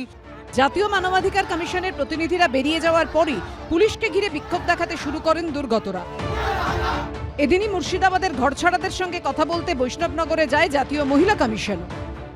पश्चिम बंगाल में जो सांप्रदायिक हिंसा हुई है उसकी बहुत बड़ी तकलीफ यहाँ की महिलाओं को हुई है। मीडिया की रिपोर्ट के अनुसार ये भी सुना है कि करीबन 800 से अधिक ज्यादा लोग স্থলান্তরিত हो गए। তাদের ভালো মন্দ সিকিউরিটি নিরাপত্তা ফেরত যাওয়ার অবস্থা আছে কিনা, এই জিনিসগুলো যখন এনশিওর হবে তখন আমরা আবার ডিসিশন করব কিভাবে এদের নিরাপত্তা এবং এদের শান্তি ফেরত আনা যায়, এবং এনারা যারা এই অঞ্চলে থেকে হিন্দুদের উপর যে অত্যাচার হয়েছে সেটা বন্ধ করার জন্য সরকারের তরফ থেকে সেই সমস্ত ব্যবস্থা করে তবেই আমরা এখান থেকে নেব। পারালালপুর হাই স্কুলে গিয়ে দুর্গতদের সঙ্গে কথা বলেন জাতীয় মহিলা কমিশনের প্রতিনিধি। বাংলাকে টার্গেট করে কমিশনগুলোকে ব্যবহার করা হয়, বিজেপির নির্দেশে বাংলাকে মেলাইন করতে আসে, সাজানো চিত্রনাট্য অনুযায়ী চলছে। আর সেখানে দিল্লির এজেন্সিগুলো তারা দলদাসের মতো তাদের ভূমিকা পালন করতে এসছে। সূত্রের খবর, শনিবার মুর্শিদাবাদের সুতি, ধুলিয়ান, শামশেরগঞ্জের দাঙ্গা বিধ্বস্ত এলাকায় যাবেন জাতীয় মহিলা কমিশনের প্রতিনিধিরা। শিবাশিস মৌলিক, করুণাময় সিংহ ও ঐশী মুখোপাধ্যায়, এবিপি আনন্দ। দেখুন, ঘটনাচক্রে আজই ওয়ার্ল্ড হেরিটেজ ডে, কিন্তু এই রাজ্যের হেরিটেজ কি? এই রাজ্যে সময় পাল্টায়, শাসক পাল্টায়, কিন্তু পরিস্থিতি একই থাকে। জাতীয় মানবাধিকার কমিশনের দুটো বক্তব্য আপনাদের সামনে রাখবো। এক, মন দিয়ে শুনবেন, যে দল ক্ষমতায় থাকে তাদের উচিত সংবিধানের প্রতি দায়বদ্ধ থেকে নিরপেক্ষভাবে দায়িত্ব পালন করা। 2, পুলিশ ও আমলাতন্ত্রের সব সময় রাজনৈতিক প্রভাবের থেকে নিজেদের দূরে রেখে কাজ করা উচিত। এখন যদি আপনাদের জিজ্ঞেস করি যে ঠিক কোন সময় জাতীয় মানবাধিকার কমিশন তাদের রিপোর্টে এই কথা লিখছে, আপনারা বলতে পারবেন না। আমায় যদি আপনারা জিজ্ঞেস করেন আমিও বলতে পারবো না, তার কারণ ছবিটা একই থাকে। এই রিপোর্ট 2008 সালের 8ই ফেব্রুয়ারি নন্দীগ্রাম নিয়ে জাতীয় মানবাধিকার কমিশনের প্রকাশিত রিপোর্ট। হুবহু একটা আমলাতন্ত্র এবং দল, রাজনৈতিক দল, শাসক দল যারা ক্ষমতায় আছে, এই দুটো মন্তব্যকে 2025-এ ফেলে দিন, একেবারে প্রাসঙ্গিক, সমান প্রাসঙ্গিক। তাহলে ছবিটা কি পাল্টায়? ফিরদৌস শামীমের কাছে আসবো, কি বলছে সে। দেখুন, আমি প্রথমেই বলি যে আজকে আপনারা দেখালেন রাজ্যের মাননীয় মুখ্যমন্ত্রীর বক্তব্য। তিনি বলছেন আমি নিজে যাচ্ছি না এবং সকলকে অনুরোধ করব সেখানে না যেতে। প্রথম কথা, আপনি এমন একটি রাজ্যে শাসন ক্ষমতায় রয়েছেন যে রাজ্যে আপনি রাজ্যেরই একটি অংশে আপনি নিজে যেতে ভয় পাচ্ছেন। এটা গোয়েন্দা ব্যর্থতা, এটাকে প্রথম মেনে নিন। দ্বিতীয় হচ্ছে আইন শৃঙ্খলা সেটা রক্ষা করতে আপনি যে ব্যর্থ হয়েছেন সেটা মেনে নিন। তৃতীয় কথাটা যেটা আরও বেশি গুরুত্বপূর্ণ বলবো, সেটা হলো রাজনৈতিক ব্যর্থতা। তার কারণ হচ্ছে এখন যদি আপনি দেখেন বর্তমানে পাড়ার ক্লাব থেকে শুরু করে পঞ্চায়েত থেকে শুরু করে এমএলএ এমপি সব তৃণমূল কংগ্রেসের। তাহলে প্রথম কথা, আপনি গোয়েন্দা দপ্তরে আপনি পুলিশ মন্ত্রী, আপনি কোনো গোয়েন্দা রিপোর্ট পেলেন না। দ্বিতীয় হচ্ছে আইন শৃঙ্খলা রক্ষা করতে ব্যর্থ। এক হচ্ছে যেখানে হয়েছে সেটা দক্ষিণ মালদার অংশ এবং মানে কংগ্রেসের দায় এবং বিএসএফ এর দায়। আচ্ছা, তাহলে এই আপনি তো পুলিশ মন্ত্রী, ল অ্যান্ড অর্ডার তো স্টেট সাবজেক্ট, আপনার প্রথম ব্যর্থতা তো আপনার। আপনি গোয়েন্দা রিপোর্টও পেলেন না, আইন শৃঙ্খলা সেটা রক্ষা করতেও ব্যর্থ হলেন। আমি আপনাদের মাধ্যম দিয়ে আমি সমস্ত নাগরিককে, যে কারণে এই পরিস্থিতি তৈরি হয়েছিল সেটা হচ্ছে ওয়াকআপ অ্যামেন্ডমেন্ট অ্যাক্ট 2025। আপনি আপনাদের এই স্টুডিও থেকে আমি সকলকে আহ্বান করব, আপনারা দয়া করে শান্তি শৃঙ্খলা বজায় রাখবেন। তার কারণ সুপ্রিম কোর্টে এই মুহূর্তে মামলাটি চলছে এবং প্রথম দিন যেদিন মামলার শুনানি হয় সেদিন কিন্তু যদিও সেই মামলার সাবজেক্ট ম্যাটার ছিল না ভায়োলেন্স, কিন্তু তবুও প্রধান বিচারপতির মুখ থেকে এই শব্দবন্ধ বেরিয়ে এসেছিল। ফলে বুঝতেই পারছেন সর্বোচ্চ সাংবিধানিক আদালতের সামনে মামলাটি বিচারাধীন। ফলে আপনারা যদি শান্তিপূর্ণ গণতান্ত্রিক পদ্ধতিতে প্রতিবাদ সংগঠিত না করেন, তার কিন্তু ইম্প্যাক্ট আসতে পারে। ফলে বিচারপতি বলেছিলেন যে মামলা চলাকালীন এই ধরনের ঘটনায় আমি উদ্বিগ্ন। একদম, এবং এই উদ্বিগ্নতা কিন্তু সাংবিধানিক আদালতের। ফলে আমি সকলকে আহ্বান করব যে নিশ্চিতভাবে ভারতবর্ষের প্রতিটি নাগরিকের এই গণতান্ত্রিক অধিকার রয়েছে যে তারা আইনসম্মতভাবেই তারা প্রতিবাদ সংগঠিত করতে পারেন, কিন্তু সেই প্রতিবাদ হবে শান্তিপূর্ণ, গণতান্ত্রিক এবং উইদাউট এনি আর্মস। তৃতীয় কথা বলবো যে এই যে বলছিলেন এনএইচআরসি এবং স্টেট হিউম্যান রাইটস কমিশনের আপনি কথা বলছিলেন, দেখুন এটা আমরা বারবার দেখেছি যে বিভিন্ন কারণে এই সমস্ত স্ট্যাটুটরি অর্গানাইজেশনগুলো রাজনৈতিকভাবে ব্যবহৃত হয়। এটা বলতে আর কোনো দ্বিধাদ্বন্দ্ব থাকছে না, তার কারণ তাদের কন্ডাক্ট। যখন আপনি দেখবেন যে স্টেটের ফেভারে যাচ্ছে না, তখন দেখবেন স্টেট হিউম্যান রাইটস কমিশন নিশ্চুপ। আবার যখন দেখবেন যে কেন্দ্রের ক্ষমতায় যারা রয়েছে তাদের রাজনৈতিক স্বার্থে যখন কোনো প্রকার কাজে লাগবে, এরকম পদক্ষেপ ন্যাশনাল হিউম্যান রাইটস কমিশন করছে। এবং এইটা যেহেতু বারবার করছে, ফলে তাদের এই স্বরূপটা উন্মোচিত হয়ে যাচ্ছে। ফলে মানুষ যে এই স্ট্যাটুটরি অর্গানাইজেশনগুলোর উপরে আস্থা রাখবেন, সেই আস্থার জায়গাটা কিন্তু তারা নিজেরাই নষ্ট করছেন। আর আপনি বলছিলেন না পদ ভ্যাকেন্ট, আমি জাস্ট এখনই সার্চ করে দেখছিলাম যে স্টেট হিউম্যান রাইটস কমিশনের কি অবস্থা। তার কারণ স্টেট হিউম্যান রাইটস কমিশনের মাথায় যিনি বসে আছেন তিনি আমাদের হাইকোর্টের প্রাক্তন প্রধান বিচারপতি, এবং সেইখানে দেখলাম প্রিন্সিপাল সেক্রেটারির পদটা কিন্তু ভ্যাকেন্ট লেখা। আজকেই মাত্র, আমি জানি না যে হয়তো বা আছে ওই আপলোড করতে ভুলে গেছে হোয়াটসঅ্যাপ, কিন্তু এখনো পর্যন্ত সেই প্রিন্সিপাল সেক্রেটারির পদটি ফাঁকা রয়েছে, সেটা অন্ততপক্ষে ওয়েবসাইট তথ্য সে কথাই বলছে। আমি একটা কথা আপনাদের মাধ্যম দিয়ে আমি সমস্ত জনগণকে বলবো যে নিশ্চিতভাবেই এই আন্দোলন সংগঠিত করে, আবার ওটা রিপিট করব, যে শান্তিপূর্ণ সৌহার্দ্যপূর্ণ ব্যবহার আপনারা একে অপরের প্রতি রাখবেন। এবং শুধু তাই না, এই যে ওয়াকআপ অ্যামেন্ডমেন্ট অ্যাক্ট, সেই অ্যাক্টটি কিন্তু আমি মনে করি যে আমাদের যে সাংবিধানিক স্পিরিট, যে লেটার এবং স্পিরিট উভয়েরই পরিপন্থী, কিন্তু সেটিকে কমব্যাট করার জন্য যেমন আদালতের পথ রয়েছে সেরকম রাস্তাও রয়েছে, কিন্তু সেই রাস্তাটা হবে শান্তিপূর্ণ, সেটা কখনোই এই ধরনের বিশৃঙ্খল পরিস্থিতি তৈরি করার জন্য। আইনকে যদি বাতিল করতে হয় আইনি পথেই তো যেতে হবে। রাস্তায় হিংসে ছড়িয়ে মানুষকে উদ্বাস্তু করে মানুষকে খুন করে সেই সেই উদ্দেশ্য কি আদৌ সফল হতে পারে? আমি এখান থেকে যেহেতু ফিরদৌস ওয়াকফের এই বিষয়টা তুললো এবং বিশ্বনাথ দা এর আগে বলেছিলেন, একেবারে পরিষ্কার মুর্শিদাবাদে অশান্তির ঘটনার এক সপ্তাহ পর একটা ভাইরাল সিসিটিভি ফুটেজ সামনে এলো। সেই সিসিটিভি ফুটেজে ইনজামুল ইসলামকে দেখা যাচ্ছে তৃণমূল পরিচালিত ধুলিয়ান পুরসভার চেয়ারপারসন। এই ফুটেজ সামনে আসার পর স্থানীয় মানুষরা বলছেন যে এই চেয়ারপারসন তিনি উল্টো দিকে কাউকে থামাননি, একদিকের মুখোমুখি সংঘর্ষ হচ্ছিল, একদিকে থামিয়েছেন। একেবারে পরিষ্কার এই চেয়ারম্যান বলছেন যে এনআইএ তদন্ত হোক তার ভূমিকা নিয়ে। তার কি ভূমিকা, তার কি বক্তব্য আমি সেটাও দেখাবো, কিন্তু তার আগে সিসিটিভি ফুটেজটা আপনাদের সামনে রাখবো। ওরা দাঙ্গা লাগে, ওরা তো সরে গেল। চেয়ারম্যান ছিল পাশে, চেয়ারম্যানের সামনে ঢিল পাথর জুড়েছে। শামশেরগঞ্জ ও ধুলিয়ানে অশান্তির ছবিতে চমকে উঠেছে গোটা রাজ্য। এই আবহেই সামনে এলো এই সিসিটিভি ফুটেজে দেখা যাচ্ছে ইটপাটকেল ছুটছে উন্মত্ত জনতা। এরই মাঝে দেখা যাচ্ছে তৃণমূল পরিচালিত ধুলিয়ান পুরসভার চেয়ারম্যান ইনজামুল ইসলামকে, আর তার বিরুদ্ধে বিস্ফোরক অভিযোগ করেছেন স্থানীয় বাসিন্দাদের একাংশ। চেয়ারম্যান যখন ওই পার হয়ে গেল তখন তো ডবল অ্যাটাক হয়ে গেল, তাহলে এবার এখানে কি সন্দেহ করা যায় আপনারা বুঝতেই পারছেন। ও কি করছিল, মোবাইল ধরে ফোন করছিল কাকে, তারপরে ও চলে গেল অন্যদিকে, সাইড কেটে গেল। আর পুলিশকে ফোন করা হলো তো পুলিশ বলছে আমাদের হাত বাঁধা, আমরা আসতে পারছি না। পাল্টা চ্যালেঞ্জ ছুড়ে দিয়েছেন তৃণমূল পরিচালিত পুরসভার প্রধান। আমি কোনো বিবৃতি দেব না, আমি কোনো বিবৃতি দেব না, আমি কোনো বিবৃতি দেব না। এনআই দিয়ে তদন্ত হোক। পুলিশ কেন করবে না?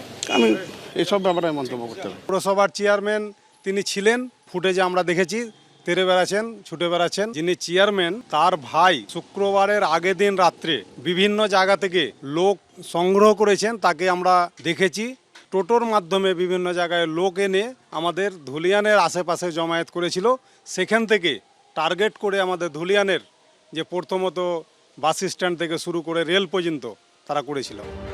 শামশেরগঞ্জের ডাকবাংলো ট্রাফিক গার্ড রেলগেট লাগোয়া এই ট্রাফিক গার্ডের অফিসে গত শুক্রবার চালানো হয় ব্যাপক ভাঙচুর। এখানেই দাউ দাউ করে জ্বলেছিল আগুন। এই ঘটনার এক সপ্তাহের মাথায় শুক্রবার ডাকবাংলো ট্রাফিক গার্ডে গেল সিটের টিম। ঘটনাস্থল থেকে নমুনা সংগ্রহ করেন ফরেনসিক বিশেষজ্ঞরা। আবির দত্ত, ঐশী মুখোপাধ্যায় ও আশাবুল হোসেনের রিপোর্ট, এবিপি আনন্দ। দেখুন, ইনজামামুল ইসলাম এনাকে বেনিফিট অফ ডাউট দিতে অসুবিধে ছিল না, কিন্তু সমস্যাটা হচ্ছে যে কিছুদিন আগে এই গোলমাল যখন পাকছে তখন তিনি প্রকাশ্যে বিবৃতি দিলেন এলানে জং, মানে যুদ্ধ ঘোষণার কথা বললেন। আমি বলছি তিনি একজন নির্বাচিত জনপ্রতিনিধি, দায়িত্বপূর্ণ ভূমিকা যার কাছে প্রত্যাশিত, তিনি এই জিনিস করতে পারেন? কি বলেছিলেন এই চেয়ারম্যান, দেখাবো। আমি ছোটবেলায় একটা ফিল্ম দেখেছিলাম, সে ফিল্মের নাম হলো এলানি জং। এলানি জং আজকে থেকে আমাদেরকে এলানি জংয়ের ধর্মেন্দ্র হয়ে যেতে হবে, মোদির বিরুদ্ধে দেখিয়ে দিতে হবে হাওয়া কা রুখ বদল সকতা হ্যায়। আমাদেরকে আঘাত দিও না, আমাদেরকে যত তাড়াবেন আমরা তত তাড়বো। আমি বলছিলাম, ফিরদৌস বলছিলেন না যে আইনের পথে একজন নির্বাচিত চেয়ারম্যান অনির্বাণ তিনি এলানে যান, প্রকাশ্য রাস্তায় দাঁড়িয়ে বলছেন। আমি একটা কথা বলি, দেখুন এটা একেবারে প্ররোচনামূলক। আমি মনে করি যে এই ধরনের যারা প্ররোচনা দিয়েছে তাদের প্রত্যেকের বিরুদ্ধে যদি প্রশাসনিক পদক্ষেপ না নেন, তাদেরকে যদি অ্যারেস্ট না করেন, তাহলে বুঝতে হবে যে এই ঘটনার পিছনে কিন্তু প্রশাসনিক মদত রয়েছে। তার কারণ যখন ভিডিও ফুটেজ একেবারে পরিষ্কার হয়ে যাচ্ছে প্ররোচনা দেওয়া, এবং উনি অস্বীকার করেন। যখন মোহাম্মদ সেলিম দা কাটারি ছবি দিয়ে আমরাও প্রস্তুত আছি বলে পোস্ট করেছিল,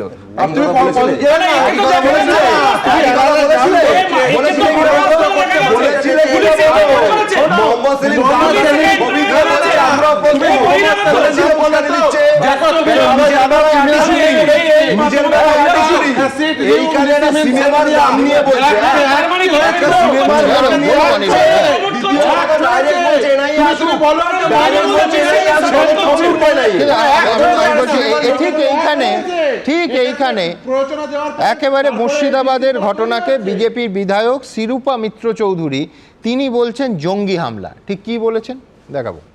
শামশেরগঞ্জ, ধুলিয়ান ইত্যাদি এই সমস্ত জায়গাতে প্রচুর অস্ত্রশস্ত্র লোকের কাছে আছে এবং সেগুলো কোথা থেকে আসছে, কেন আসছে, কোন টাকায় আসছে সেটা জানা অত্যন্ত জরুরি। এই জায়গাতে বারবার আমরা দেখেছি জঙ্গি হানা, বাচ্চাদের খেলতে গিয়ে বোম ফাটা, নতুন কিছু নয়।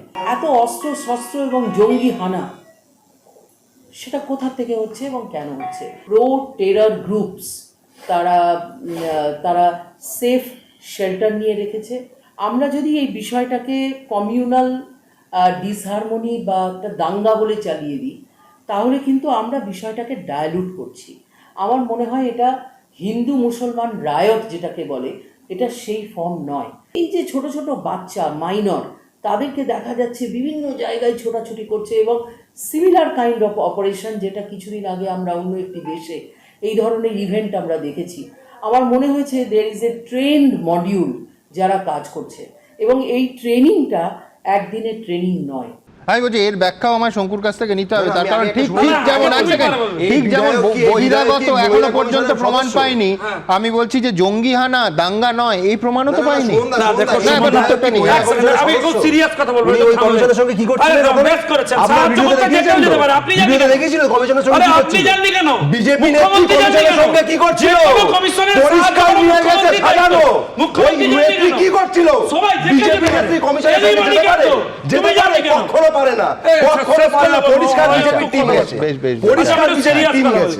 দেখুন সুমন দা, আমি আপনাকে একটা কথা বলছি। কিছুক্ষণ আগে আমি যখন বলছিলাম তখন নির্দিষ্ট করে বলেছিলাম যে একাধিক সন্ত্রাসবাদী সংগঠনের মডিউলের খবর ওখানে পাওয়া গেছে, রাজ্যের এজেন্সি পেয়েছে। রাজ্যের মুখ্যমন্ত্রী নিজে দাঁড়িয়ে বলছেন একাধিক বহিরাগত মুখ্যমন্ত্রী, আপনার মমতা বন্দ্যোপাধ্যায় মঞ্চে বলেছেন দাঁড়িয়ে যে বহিরাগতরা সব ঢুকে গেছেন। পুরোপুরি পশ্চিমবঙ্গকে পাক অধিকৃত কাশ্মীরের মতো তৃণমূল অধিকৃত মুর্শিদাবাদ তৈরি করার চেষ্টা হচ্ছে। আরে তৃণমূলকে মানুষ জিতিয়েছে, তৃণমূলকে মানুষ জিতিয়েছে, আপনাদেরকে হারিয়েছে, আবার হারাবে, আবার হারাবে। আমি বলছি এই যে একেবারে গায়ে কাঁটা লাগানো একটা বিতর্ক, গায়ে কাঁটা উঠে যাবে এরকম তীক্ষ্ণ তৃণমূল বনাম বিজেপি, আমি ঠিক উল্টো দিক থেকে যদি আসি, কোর্টের অনেক ছবি কিন্তু এই সংঘাতের ছবিটার সঙ্গে মিলছে না। কেন? বেশি নয়, কোর্টের লোক আছেই। শুভেন্দু অধিকারী কালকে মামলা করেছিলেন এনআইএ তদন্ত চেয়ে, তার আইনজীবী একেবারে কোর্টে মামলা করলেন, সিরিয়াসলি মামলা লড়া হচ্ছে। মাননীয় বিচারপতি সোমেন সেন তিনি additional solicitor general Ashok Kumar চক্রবর্তীর কাছে জানতে চান কেন্দ্র কি মনে করছে এনআইএর তদন্ত প্রয়োজন আছে। অশোকবাবু কোনো উত্তর দিলেন না, নিরুত্তর থাকলেন। এনআইএর আইনজীবী বলেন যে আদালত যদি নির্দেশ দেয় আমরা এক্ষুনি প্রাইমারি ইনভেস্টিগেশন শুরু করতে পারি। মাননীয় বিচারপতি তখন বললেন যে আপনাদের তো ক্ষমতা আছে, তো আমাদের নির্দেশের অপেক্ষা করছেন কেন? এনআইএ বলল হ্যাঁ ক্ষমতা আছে, কেন্দ্র নির্দেশ দিলে আমরা করতে পারি। মাননীয় বিচারপতি সোমেন সেন তখন বললেন কেন্দ্র নির্দেশ দেয়নি। এনআইএর আইনজীবী বললেন না। আমি বলছি এনআইএ চেয়ে শঙ্কু তোমরা কোর্টে যাচ্ছ এবং মেক নো মিস্টেক সিরিয়াসলি মামলা করছো, কেন্দ্রই নির্দেশ দেয়নি। এরপরে তো বাম এবং কংগ্রেস বলার সুযোগ পাবে যে সেটিং। আদেশে পরিষ্কার করে বলা আছে যে যদি কেন্দ্র মনে করে সিচুয়েশন এনআইএ তদন্তের জন্য, তাহলে ওটাই দরকার নেই। পরিষ্কার করে বলে দিল কেন্দ্র যদি মনে করে তারা কিন্তু এই এনআইএ তদন্ত করতে পারে। যে এনআইএ অ্যাক্টের ভিত্তিতে এনআইএ জন্ম হয়েছে, সেই অ্যাক্টেই পরিষ্কার বলা আছে। আমি জাস্ট একটা কথা বলি কি বিজেপি তদন্ত করতে পারে, সেই ক্ষেত্রে আমি বলবো যে এনআইএ যদি তদন্ত করতে চান কি চান না,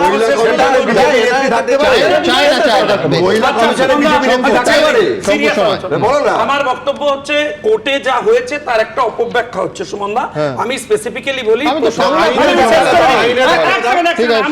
লাগেই না, অনুমতির গল্পই নেই। এনআইএ মনে করলে কালকেই ইনিশিয়েট করতে পারে, কিন্তু কেন শুভেন্দুদাকে আগে প্রেয়ার করতে হচ্ছে এটা বুঝতে হবে। যখন বিএসএফ ওখানে অফিসিয়ালি অ্যাপিয়ার করে গেছিল তখন এই রাজ্য সরকার বিএসএফ কে ফেরত পাঠিয়ে দিয়েছিল। তার জন্য শুভেন্দুদাকে প্রেয়ার করে রাতের বেলা বেঞ্চ বসিয়ে আলাদা করে অর্ডার চাইতে হয়েছে যাতে সেন্ট্রাল এজেন্সি সেন্ট্রাল ওখানে নামে রাখছেন সুমনদা। সেই কারণে শুভেন্দু অধিকারীর মামলা করার ইন্টেনশন নিয়ে কেউ প্রশ্ন করছে না, প্রশ্ন হচ্ছে কেন্দ্রের ইন্টেনশন নিয়ে। কেন্দ্রের ক্লিয়ার ইন্টেনশন এখানে দাঁড়িয়ে সম্পূর্ণ অন্য কথা বলা হয়েছে। আপনার কি মনে হয়, আপনার কি মনে হয় যে এজেন্সি নজর রাখছে না? আপনার মনে হচ্ছে যে সেন্ট্রাল এজেন্সি, এক সেকেন্ড, আপনার কি মনে হচ্ছে এই পরিস্থিতির পর সেন্ট্রাল এজেন্সির নজরে বিষয়টি নেই? নজরে রাখার বিষয় নয়, এটা দূরবীন দিয়ে নজর রাখার বিষয় নয়, এটা নজর রাখার কি বিষয় আছে? Either act or don't act. Formal অর্ডারের তো রাস্তা পরিষ্কার আছে। It appears that the central government is yet to take a decision on this aspect of the matter. Our observation, মানে কোর্ট অবজার্ভ করছে, shall not stand in the way of the central, shall not stand in the way of central government to exercise its power. ফলে তুমি বুঝতেই পারছো suo motu করার সুযোগ পরিষ্কার court বলে দিচ্ছে তার অর্ডারে। এটা পলিটিক্স অফ ডিসপ্লে বলে। এখানেই কিন্তু আমি বারবার প্রশ্ন তুলছি যে আরএসএস এবং তৃণমূল কংগ্রেসের একটা সমঝোতা না থাকলে, আমি আপনাকে পরিষ্কার করে বলছি কেন এনআইএ এর জন্য অপেক্ষা করবে? এবং আজকে রাজ্যপাল যখন কলকাতায় আসবেন তিনি কি সত্যি 355 নম্বর ধারা জারি করবেন? 355 ইজ ফিট ফর মুর্শিদাবাদ, তারপরেও কি চুপ করে থাকবেন রাজ্যপাল? তিনি থাকবেন, তার কারণ আরএসএস এবং তৃণমূল কংগ্রেসের মধ্যে যে সম্পর্ক, সেই সম্পর্ক কিন্তু পরিষ্কার ভেতরে, এবং এর গভীরতা অনেক বেশি। শুভেন্দুর মতন লোকরা কিন্তু বুঝতেই পারছে না। আমি এখান থেকে আমার পরের প্রতিবেদনে যাব, যে প্রতিবেদন সরাসরি রাজ্যের মুখ্যমন্ত্রীকে আক্রমণ করলেন দিল্লির মুখ্যমন্ত্রী। এর আগে উত্তরপ্রদেশের মুখ্যমন্ত্রী যোগী আদিত্যনাথ তিনি আক্রমণ করেছিলেন, ত্রিপুরার প্রাক্তন মুখ্যমন্ত্রী তিনি করেছেন, এবার দিল্লির বর্তমান মুখ্যমন্ত্রী কি বলছেন, কি উত্তর তৃণমূলের, পাশাপাশি দেখাবো। तो इससे ज्यादा शर्म की बात किसी राज्य के लिए नहीं हो सकती। उत्तर प्रदेश में किच्छु ना वेस्ट बंगाल केन হচ্ছে স্পন্সর্ড বাই देम। आप देख रहे होंगे बंगाल जलवा, वहां की मुख्यमंत्री चुप है। দাঙ্গা বিধ্বস্ত মুর্শিদাবাদের পরিস্থিতি নিয়ে উত্তরপ্রদেশের মুখ্যমন্ত্রী যোগী আদিত্যনাথের পর এবার দিল্লির মুখ্যমন্ত্রী রেখা গুপ্ত ও ত্রিপুরার প্রাক্তন মুখ্যমন্ত্রী বিপ্লব দেবের কড়া আক্রমণের মুখে পড়লেন মমতা বন্দ্যোপাধ্যায়। बहुत बहुत शर्मनाक है यदि राज्य में इस प्रकार का माहौल है और उसमें खुद मुख्यमंत्री इन्वॉल्व होकर के जनता को बांटने का काम कर रही हैं और मतलब वहाँ पे जो हिंदू परिवार है उनके ऊपर इतना अत्याचार, इतना स्थिति उनकी दर्दनाक है कि उनको वहाँ से जाना पड़ रहा है, तो इससे ज़्यादा शर्म की बात किसी राज्य के लिए नहीं हो सकती है और विशेष रूप से ऐसी महिला मुख्यमंत्री के लिए। ওয়াকফের কাছে সবচেয়ে বেশি জমি 50% এর উপরে জমি উত্তরপ্রদেশের মধ্যে। উত্তরপ্রদেশে তো দাঙ্গা হচ্ছে না, উত্তরপ্রদেশে তো আন্দোলন হচ্ছে না, ওয়েস্ট বেঙ্গলে কেন হচ্ছে? Sponsored by them. পাল্টা ত্রিপুরার প্রাক্তন মুখ্যমন্ত্রীকে নিশানা করেছে তৃণমূল। ত্রিপুরায় কি হয়েছে? ওয়াকফ নিয়ে কি হয়েছে জানেন না বিপ্লব দেবরা? নিজেদের রাজ্য সামলাতে পারেন না, বড় বড় কথা বলতে এসছেন। আগে ত্রিপুরার মানুষকে আপনারা ঠিকঠাক রাখুন, ত্রিপুরা রাজ্যটাকে ঠিক রাখুন, তারপর পশ্চিমবঙ্গ নিয়ে কুচ্চাবাজি করতে আসুন। সব মিলিয়ে বাংলায় ওয়াকফ অশান্তি নিয়ে মমতা বন্দ্যোপাধ্যায়ের ওপর লাগাতার চাপ বাড়াচ্ছে বিজেপি। প্রসেনজিৎ সাহা ও আশাবুল হোসেনের রিপোর্ট, এবিপি আনন্দ। দেখুন, তর্কের খাতিরে আমি ধরেই নিচ্ছি যে রাজ্যপাল, জাতীয় মানবাধিকার কমিশন, জাতীয় মহিলা কমিশন সবাই একেবারে ওঁত পেতে বসে আছে যে এই রাজ্যে কি হবে এবং তারা এসে রাজনীতি করবেন। আচ্ছা, এটা যদি সত্যি হয়, সেই সুযোগগুলো তো রাজ্য এবং রাজ্যের ঘটনা করে দিচ্ছে। কেউ যদি আজকে ঘর ছাড়া না হতো, তাহলে ঘর ছাড়াদের এই যে দেখতে যাওয়া, সেই সুযোগটাই তো কেউ পেতেন না। সন্দেশখালী থেকে পোস্টপোল ভায়োলেন্স একটার পর একটা ঘটনা ঘটার পর প্রশাসনের দিক থেকে সেখানে গলতি এবং গাফিলতি থাকার সুযোগটাই তো বিরোধীরা বা কেন্দ্রের শাসক নিচ্ছেন। আমি বলছি যে পরিস্থিতি কেন বললাম পাল্টায় না। 2021-এর পোস্টপোল ভায়োলেন্স, যেখানে জাতীয় মানবাধিকার কমিশন, আমি আবার বলছি যে তাদের সদস্যদের একটা বিস্তারিত অনুষ্ঠান করেছিলাম যে তারপর কে কোথায় অত্যন্ত ক্রিমি পোস্টে চলে গেছেন, কিন্তু 50 পাতার ওই রিপোর্টটায় খুব স্পষ্ট ভাষায় বলা হয়েছিল এখানে আইনের শাসন নেই, শাসকের আইন চলে। আমি ধরে দিচ্ছি যে একের পর এক এজেন্সি থেকে শুরু করে কমিশন এবং রাজ্যপাল বসে আছেন খুঁত ধরবেন বলে, ছিদ্রান্বেষণ করবেন বলে, কিন্তু সেই খুঁত ছিদ্র এত ছোট করেও বলবো না, এই বড় বড় ঘটনাগুলো তো এই রাজ্যেই ঘটছে। আমি দেখব পরের সলিল ভট্টাচার্য আমার পরের বক্তা কী বলে। সুমন, গত 8 তারিখ থেকে এই ঘটনা ঘটে চলেছে। ঠিক, এটা হচ্ছে ম্যালিশাস ডিস্ট্রাকশন অফ প্রপার্টি, বিদ্বেষ প্রসূত। There has been a communal overtone since from the beginning. Dhulian, সুতি, ওমরপুর, শামশেরগঞ্জ, কোথায় হয়নি? দাবানলের মতো ছেয়ে গেছে। তুমি দেখো, তোমার ডাকবাংলো মোড় ন্যাশনাল হাইওয়ে, ওখানে পুলিশের কিয়স্ক পুড়ে গেল, মোটরসাইকেল 5টা পুড়লো, সরকারি বাস পুড়লো। ডে 1 থেকে এই ঘটনা ঘটে যাচ্ছে। শামশেরগঞ্জে ফারজাবাদে যেখানে হয়েছে, বাবার ছেলেকে ঘর থেকে বের করে নৃশংসভাবে বর্বরতার চরম উদাহরণ দিয়ে মার্ডার করা হলো। সুমন, আমি এখানে জন্মেছি, আমার সন্তান এখানে জন্মেছে, আমার ভাই বোনরা এখানে জন্মেছে, আজ আমি শরণার্থী, আমাকে অন্যের আশ্রয়ে যেতে হচ্ছে, সেখানেও বিং ইমপ্রিজেন্ট। আমার লোকেরা আমার সঙ্গে দেখা করতে পারছে না, আমার আত্মীয় স্বজনরা আমার সঙ্গে দেখা করতে বলছে না। কি তোমার এনএইচআরসির বলছো, আর এনডব্লিউসির কথা বলছো, আর এসএইচআরসির কথা বলছো, আর স্টেট ওমেন কমিশনের কথা বলছো। এরা দলদাস। আমি ইররেসপেক্টিভ অফ সেন্ট্রাল অ্যান্ড স্টেটের কথা বলছি। এরা রুলিং পার্টির বাইরে, শাসক দলের বাইরে যাওয়ার এদের ক্ষমতা নেই সুমন। আমি তোমায় বলে দিচ্ছি, এরা এর বাইরে যেতে পারবে না। এইবার তোমাকে আমি বলি, তুমি এনআইএ বলছো, এই এনআইএটা এরা দেখো, suppression of fact, suppression of law, এটা কিন্তু প্রথম থেকে চলছে রাজ্যে। যে ঘটনা ঘটে, যে বম্বিং হয়েছে, যেভাবে হয়েছে, যে নৃশংসতা বর্বরতা হয়েছে, কেন ইউএপিএ হবে না বলো তো? UAPA is not a schedule offence, UAPA is a federal law. এই ফেডারেল লতে এনআইএ এর নিজস্ব ক্ষমতা আছে to take over investigation of the case. It does not need the permission or sanction of the government of India. I agree, Vishwanath Babu. There has been a serious internal disturbances going on in the state of West Bengal. কখন 355 promulgated হয়? When there is a invasion from the outsiders and when there is a internal disturbances. তাহলে কেন 355 কেন ওই জায়গাটাকে উপদ্রুত বলে ঘোষণা করে কেন টেক ওভার করা হবে না?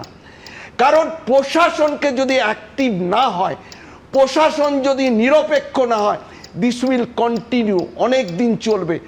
দেখো আজকে আমি তোমাকে আর একটা কথা যেটা বলতে চাইছি, যেটা পুলিশ কিন্তু থ্রু আউট কিন্তু ইনঅ্যাক্টিভ ছিল। তুমি যেখানে পরিষ্কার দেখছো, তুমি 100টা লোক ওখানে ওদের বাড়িতে ফারজাবাদে ওই দাসদের বাড়িতে তার বাবা এবং ছেলেকে হত্যা করলো, সেখানে 3 জন অ্যারেস্ট হয়েছে।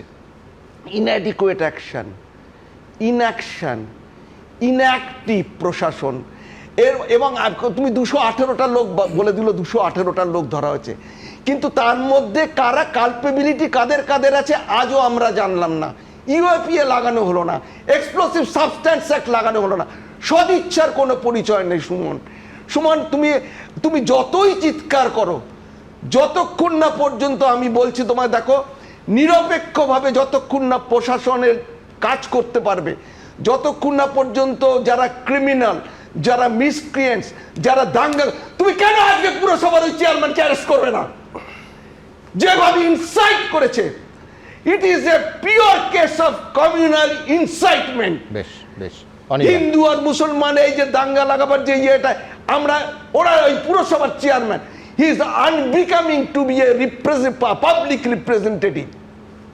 পুরসভার চেয়ারম্যানকে নিয়ে সবার খুব গাত্র দেওয়া হয়েছে, কিন্তু একটু আগে যেটা আমরা দেখলাম যে বিজেপি বিধায়ক সেন্ট্রাল উইমেন্স কমিশনের প্রতিনিধি দলের সঙ্গে ঘুরে বেড়াচ্ছে, সেটা নিয়ে একটু আগে দিল্লির মন্ত্রিসভায় কৈলাস নিয়ে ঘুরে বেড়াচ্ছে, হিন্দুরা ওখান থেকে বিতাড়িত হয়েছে, খুন হয়েছে, 50 জনের দাঙ্গায় মরে গেল, সেই সময় চেয়ারম্যানকে বঙ্গরত্ন দিয়ে দাও, কোর্ট বলেছে চালু করো, তাকে নিয়ে কোনো কথা নেই। রেখা গুপ্তর অধিকার আছে কথা বলা, সে মন্ত্রিসভায় দাঙ্গায় মন্ত্রী বানিয়ে সরিলদা দিল্লিতে 355 দিয়ে দিলেন। দিল্লি আপনি বলছেন আপনি অমিত শাহ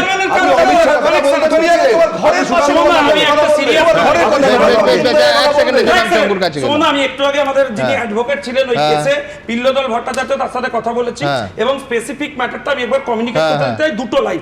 সেটা হচ্ছে যে শুভেন্দুদা এটা অনুমান করেছিলেন যে বিএসএফ এর মতো এনআইএ তদন্ত শুরু হলেও ওনারা বাধা দিতে পারেন, সেই কারণেই উনি কোর্টে অ্যাপিয়ার করেছিলেন। তখন ওনারা সরকারি উকিলকে, কেন্দ্রীয় সরকারের উকিলকে জিজ্ঞেস করেন আপনার কাছে কি কোনো ইনস্ট্রাকশন আছে? উনি বলেছেন এখন কোনো ইনস্ট্রাকশন নেই। কোর্ট বলেছে যদি এনআইএ তদন্ত শুরু করেন তাহলে রাজ্যের বাধা দেওয়ার কোনো অপরচুনিটি থাকবে না।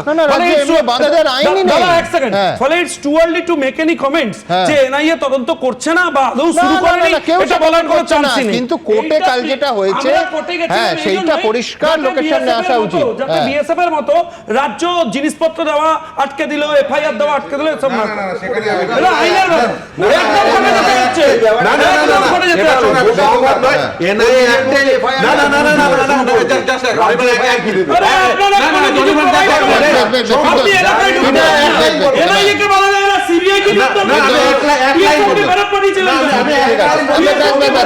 শুনলাম তো ফিরদৌস আসুন, তারপর রবীন্দ্রনাথের কাছে আসবো সরাসরি।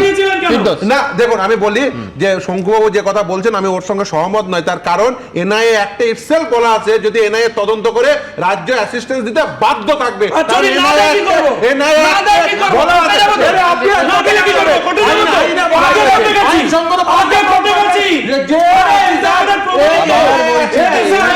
কোনো রাজ্যের অনুমতি এই ক্ষেত্রে দরকার নেই, একেবারে খুব স্পষ্ট। আমি আমার পরের বক্তার কাছে আসবো, কিন্তু তার আগে প্রশ্নটা কোথায়?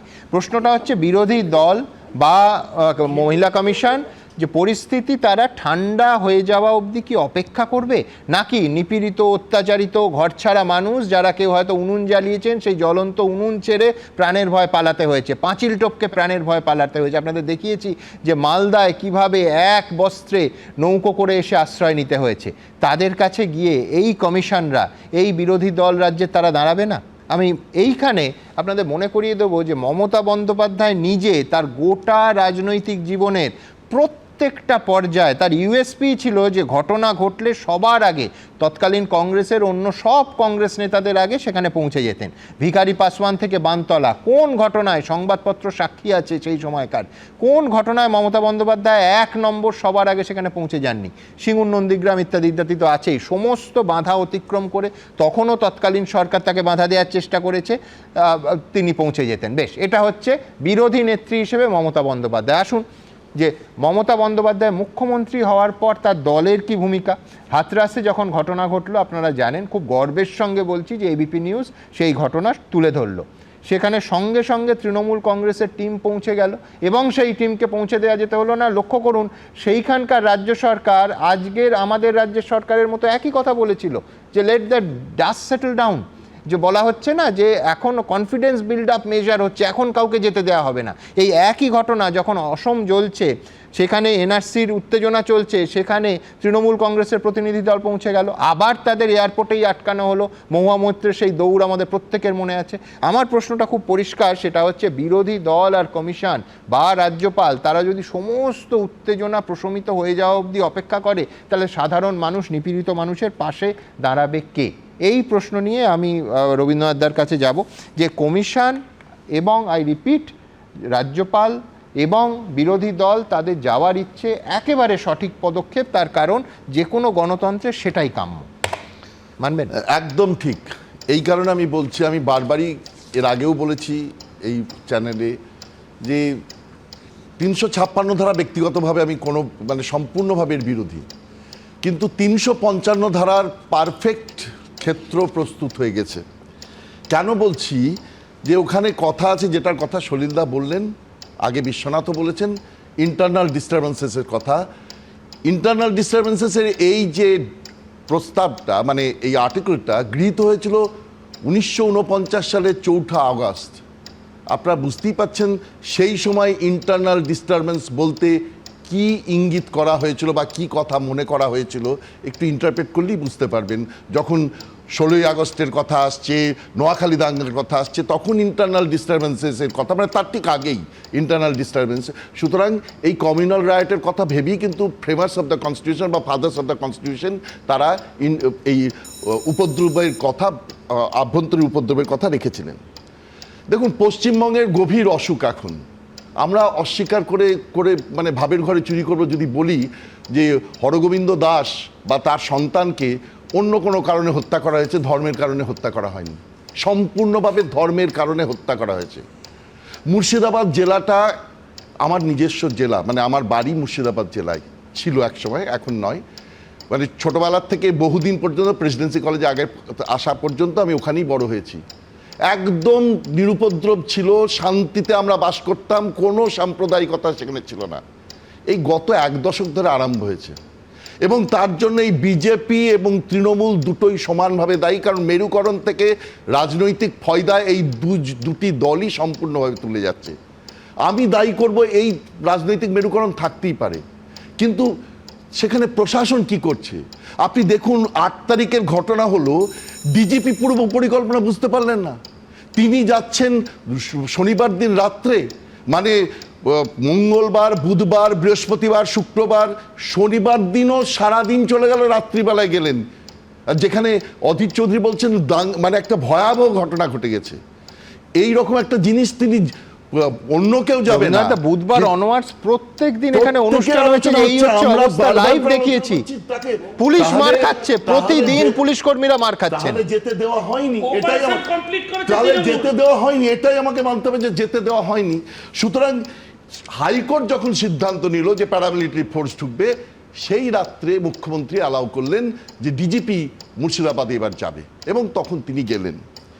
2023 সালের এপ্রিল মাসে মোহাম্মদ সেলিম একটি সর্বভারতীয় পত্রিকাকে তিনি সাক্ষাৎকার দিয়েছিলেন। সেখানে বলেছিলেন তার আগে হাওড়াতে দাঙ্গা হয়ে গেছে, যে তখন বলছেন গত 18 মাসে 65টা দাঙ্গার ঘটনা ঘটেছে এবং প্রত্যেকটা জায়গায় পুলিশ নিষ্ক্রিয় থেকেছে, এবং মুখ্যমন্ত্রী সেটাকে অস্বীকার করেছেন, না কোনো দাঙ্গার ঘটনাই ঘটেনি।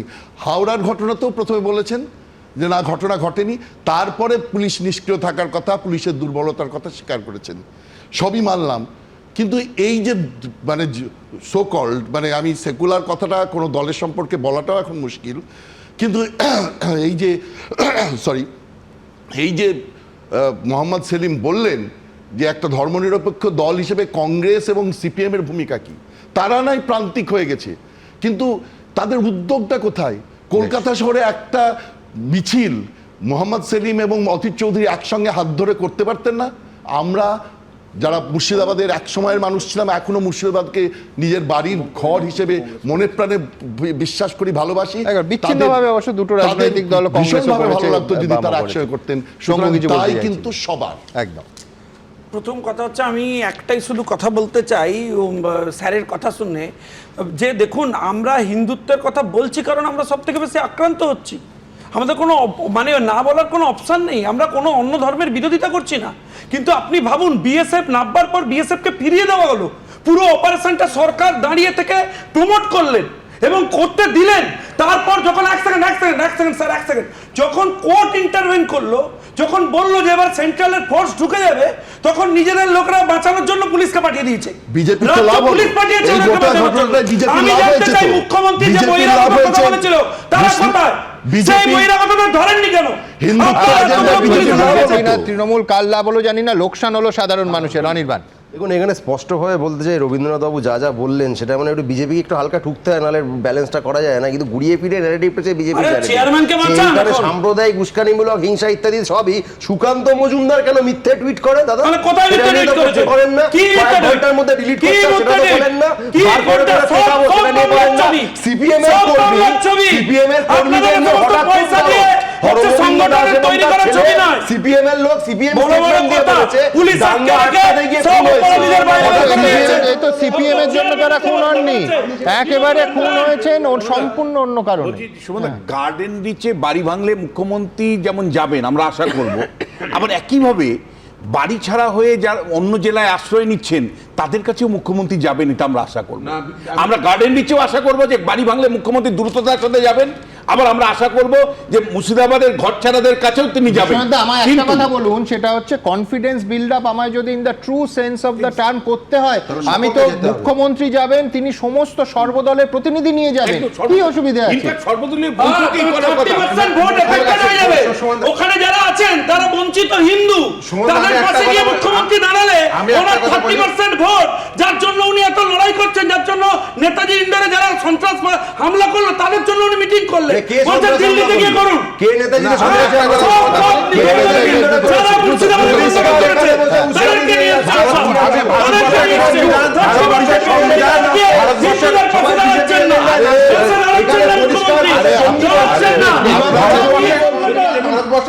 দিনের শেষে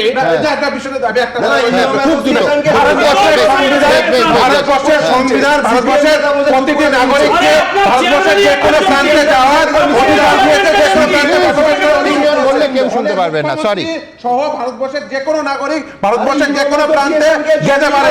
ফলে যে কোনো নাগরিক প্রতিটি প্রান্তে যান, যে রাজ্যের প্রতিটি প্রান্তে যান, মুখ্যমন্ত্রীকে পুলিশ মন্ত্রীকে এই অবস্থা সৃষ্টি করতে হবে। দুর্ভাগা মানুষগুলো যদিও ঘটনাচক্রে হিন্দু, এই মানুষগুলো কিন্তু না রাজ্য প্রশাসনের দ্বারা সংবেদনশীল আচরণ পাচ্ছে, তাদেরকে যৌতুক মানে তাদেরকে বন্দি দশায় কাটাতে হচ্ছে না, তারা কেন্দ্রের থেকে কোনো সাহায্য পাবে। মানে আমি বলছি সুমনদা, যদি সত্যি সদিচ্ছা কেন্দ্রীয় সরকারের থাকতো তাহলে এএনআই এর মানে ইয়ে করতো, এতদিনে টেক ওভার করতো। আমার প্রশ্ন হচ্ছে দিনের শেষে মানে শেষ পর্যন্ত সেই মানে ঘর ছাড়া হিন্দুদেরই তো মানে সবচেয়ে বেশি ক্ষতিগ্রস্ত তাদের হতে হচ্ছে। না রাজ্য সরকারের সংবেদনশীলতা সেখানে আছে, না কেন্দ্রীয় সরকার প্রপার তদন্তের দায়িত্ব নিচ্ছে বা 355 ধারা জারি করছে। ফলে যদি কেউ সাপারার হয়ে থাকে ওই দুর্ভাগা হিন্দুরাই হচ্ছে, কিন্তু তার দায়িত্ব না বিজেপি নিচ্ছে, না তারা সাপারার হচ্ছে আসলে নাগরিকরা। আসলে রাজনৈতিক দলগুলো এই হিন্দু মুসলিম যতদিন করবে ততদিন নাগরিক সাপার করবে। ভারতবর্ষের প্রতিটি নাগরিকের ভারতবর্ষের যে কোনো প্রান্তে এইটুকু বলতে পারি, সেটা হচ্ছে সংবেদনশীল আচরণের কথা বিশ্বনাথ চক্রবর্তী বলছেন।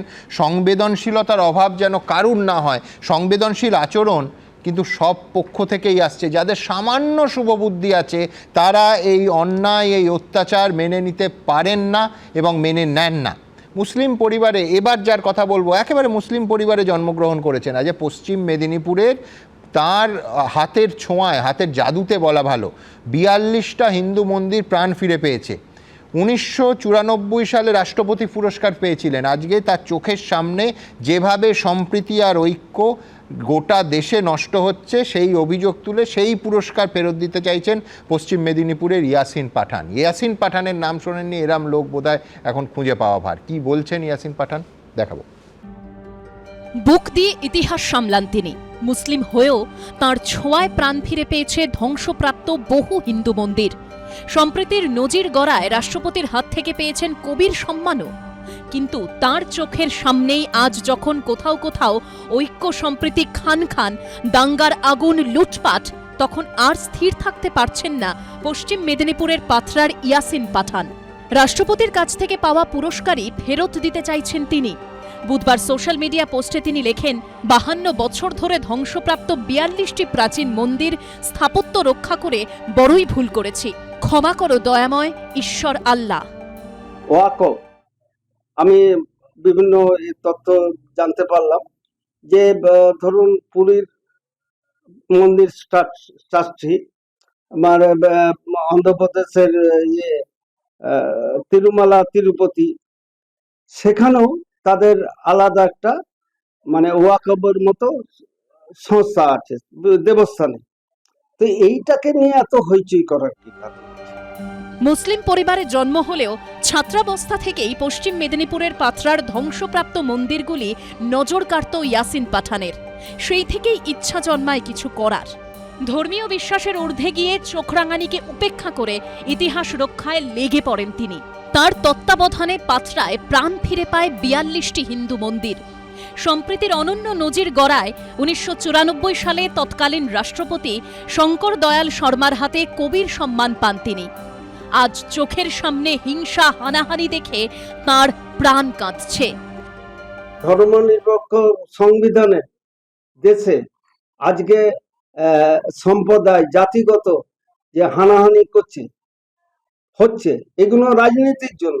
এগুলো তো জনগণ চায় না, কিছু রাজনৈতিক নেতৃত্ব দ্বারা রাজনৈতিক ক্ষমতা রাখার জন্য তারা করছে। বিভেদের আগুনে কি পুড়ে খাক হয়ে যাবে ইয়াসিন পাঠানদের তিল তিল করে গড়া সম্প্রীতির স্বপ্ন? জিতে যাবে ধর্মের চোখরাঙানি? সৌমেন চক্রবর্তীর রিপোর্ট, এবিপি আনন্দ, পশ্চিম মেদিনীপুর। তবে যে খবরটা নিয়ে আজ সব থেকে বেশি কৌতূহল, সব থেকে বেশি চর্চা, তা হলো গোপীবল্লভপুরের নাড়ুবাবুর শুভ পরিণয়ের আনন্দ নাড়ু। দেখুন, শিবরাম চক্রবর্তী লিখেছিলেন, স্ত্রী মানে স্ত্রী। জামা কাপড় ধোলাই করার পর দুরমুশ করে পাঠ করা কাজ যেমন স্ত্রীরও প্রায় ঠিক তাই। আর মাঝে মাঝেই যিনি রাজনৈতিক ধোলাইয়ের কথা বলে শিরোনামে আসেন, সেই দিলীপদা মানে আমাদের দিলীপ ঘোষ আজ বিয়ের পিঁড়িতে বসলেন। এহেন সামাজিক ঘটনার অভিঘাতে শুধু সমাজ জীবনে নয়, এই সমাজ মাধ্যমও তোলপাড়। লেখক কৌশিক মজুমদার লিখছেন, আমি সেই 2006-তে বুঝেছি, এইবার ঘোষবাবু বুঝবেন সব জায়গায় মেজাজ চলে না। এরই মধ্যে কেউ কেউ with a very serious note এই সোশ্যাল মিডিয়ায় তার বিয়ের বয়স নিয়ে নানা কথা বলছেন। কিন্তু কে, কখন, কোন বয়সে বিয়ে করবেন সেটা একেবারেই তার ব্যক্তিগত। আমরা মনে করি কোনো তৃতীয় ব্যক্তির জ্ঞান দেয়া সম্পূর্ণ অপ্রাসঙ্গিক। তাই দিলীপদার জন্য আমাদের সবার তরফ থেকে থাকবে অনেক অনেক শুভেচ্ছা। হ্যাঁ, রামের সীতা যাচ্ছে এক্স্যাক্টলি।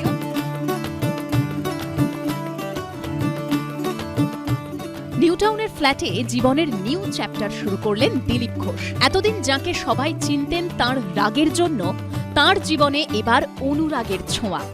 সংঘ করে আসা দিলীপ ঘোষ এবার সংসারী। সকাল থেকেই শুরু হয়েছিল প্রস্তুতি। বিকেলে কোণে দেখা আলোয় লাল বেনারসিতে পাত্রের প্রবেশ। সন্ধে 1 হলো 4 হাত। বৈশাখের নব বসন্তে একলা থেকে দোহা হলেন দিলীপ ঘোষ। চিরকুমার দিলীপের চিরসঙ্গী হলেন রিঙ্কু মজুমদার। আমাদের জীবনের ব্যক্তিগত মুহূর্ত, আমার আত্মীয় স্বজন, আমার মা আছেন, আশীর্বাদ করেছেন। আমাদের জীবনের একটা গুরুত্বপূর্ণ ষোড়শ সংস্কারের একটা বিবাহ আজকে পূর্ণ হয়েছে। 21-এ পরিচয়। গত সেপ্টেম্বরে সাহস জুগিয়ে মনের কথাটা বলেই ফেলেছিলেন বিজেপি নেত্রী রিঙ্কু মজুমদার। তবে পাত্র তো রাফ অ্যান্ড টাফ। কথার উত্তর দিতে এমনিতে তিনি 1 মিনিট সময় নেন না। তবে এক্ষেত্রে মনের কথা মুখে আনতে দিলীপ ঘোষ নাকি সময় নিয়েছিলেন 3 মাস। ব্যাস, তারপর আর কি, অবশেষে শুভ পরিণয়। আমি খুব প্রাউড ফিল করছি যে উনি আমার প্রস্তাবে রাজি হয়েছেন এবং ফাইনালি আমার একটা ডিজাইনার্স তো ছিল বহু বছরের, 17 বছরের একটা প্রতিজ্ঞা ছিল। আমাদের জীবনের একটা গুরুত্বপূর্ণ ষোড় সংস্কারের একটা বিবাহ আজকে পূর্ণ হয়েছে। সেই জন্য অনেক মানুষ শুভেচ্ছা জানিয়েছেন, অনেকে জানাতে পারেননি। খুব সাধারণভাবে বাড়ির মধ্যে হয়েছে। আমাদের অনেক প্রিয়জন, বন্ধু বান্ধব, শুভাকাঙ্ক্ষী সারা পশ্চিমবাংলায় তথা ভারতবর্ষে আছেন, তারা শুভেচ্ছা জানাচ্ছেন, জানাতে চান। আমি তাদেরকে, তারা যে আমাদের জন্য এত চিন্তা করেন, শুভেচ্ছা জানাচ্ছেন। সবাইকে আন্তরিক শুভেচ্ছা, ধন্যবাদ। লাল বেনারসি, মাথায় লাল ওড়না, সোনার গয়নায় নববধূর সাজে দিলীপ ঘোষের বাড়ির উদ্দেশ্যে রওনা হন রিঙ্কু। বাড়িতে তখন হলুদ পাঞ্জাবিতে অপেক্ষায় পাত্র। তারপর ঘরোয়া অনুষ্ঠানে সারা জীবন একসঙ্গে থাকার শপথ। দিলীপ ঘোষ মানেই কাঠখোট্টার রাজনীতিক, দিলীপ ঘোষ মানেই ইটের বদলে পাটকেল, দিলীপ ঘোষ মানে স্ট্রেট ফরওয়ার্ড। আর দিলীপ ঘোষকে নিয়ে বিতর্ক হলে কাকে নিয়ে হবে? অন্য কাউকে নিয়ে বিতর্ক করলে না তোমার টিআরপি বাড়বে, না কোনো রাজনৈতিক লাভ হবে। করো, আমাকে তোমরাই হিরো বানিয়েছো। বিতর্ক করলে তোমার টিআরপি বাড়ে, নেতাদের ভোটও বাড়ে। সারা রাজ্যের মানুষ দিলীপ ঘোষকে এভাবেই চেনে। তবে স্ত্রীর কাছে দিলীপ ঘোষ অন্য মানুষ। এবার নজরিয়া होना चाहिए ना, कौन किस हिसाब से उनको समझना चाहते हैं। सेप्टेम्बर, मिड ऑफ सेप्टेम्बर মানুষ হিসেবে তো ওনাকে খুবই ভালো লাগতো, কিন্তু ভাবিনি যে ওনাকে আমি হাজবেন্ড হিসেবে প্রস্তাব দেবো বা উনি আমার হাজবেন্ড হতে পারে within a year yeah within a short time. শেষ পর্যন্ত এটা একটা সামাজিক দায়িত্ব, পারিবারিক দায়িত্ব। আমি যেহেতু আরএসএস এর প্রচারক ছিলাম, প্রচারকদের জন্য বিয়ে, থা, সংসার, অর্থ উপার্জন থাকে না। তো সংঘের তরফ থেকে আমাদের প্রচারক জীবন থেকে মুক্তি দেওয়া হয়েছে। আমি রাজনীতিতে গেছি, এমএলএ এমপি হয়েছি, অর্থ উপার্জন করেছি, বাড়ি করেছি। একজন সঙ্গী চাই যিনি ঘর আর মাকে দেখবেন। তখন আমি থাকিনি বাড়িতে, কেউ ছিল না, ও এসে মাকে দেখাশোনাও করেছে, আমাকে রান্না করে খাইয়েওছে। মা অনুমতি দিয়েছেন। জীবনে এটা একটা ফেজ। 2021-এর বিধানসভা ভোটের ঠিক আগে 19শে মার্চ টুইটারে দিলীপ ঘোষ লিখেছিলেন, প্রথমে রাষ্ট্র, তারপরে দল এবং সবশেষে ব্যক্তি। ইংরেজিতে লিখেছিলেন, nation first, party second, self last. Sangh শিক্ষার 3 মন্ত্র। ঘনিষ্ঠ মহল সূত্রে খবর, সেই 2021-এই নাকি রিঙ্কুর সঙ্গে আলাপ দিলীপ ঘোষের। তখন আর কে জানতো সেই 4 বছর বাদে তাঁর সঙ্গেই 4 হাত এক হবে।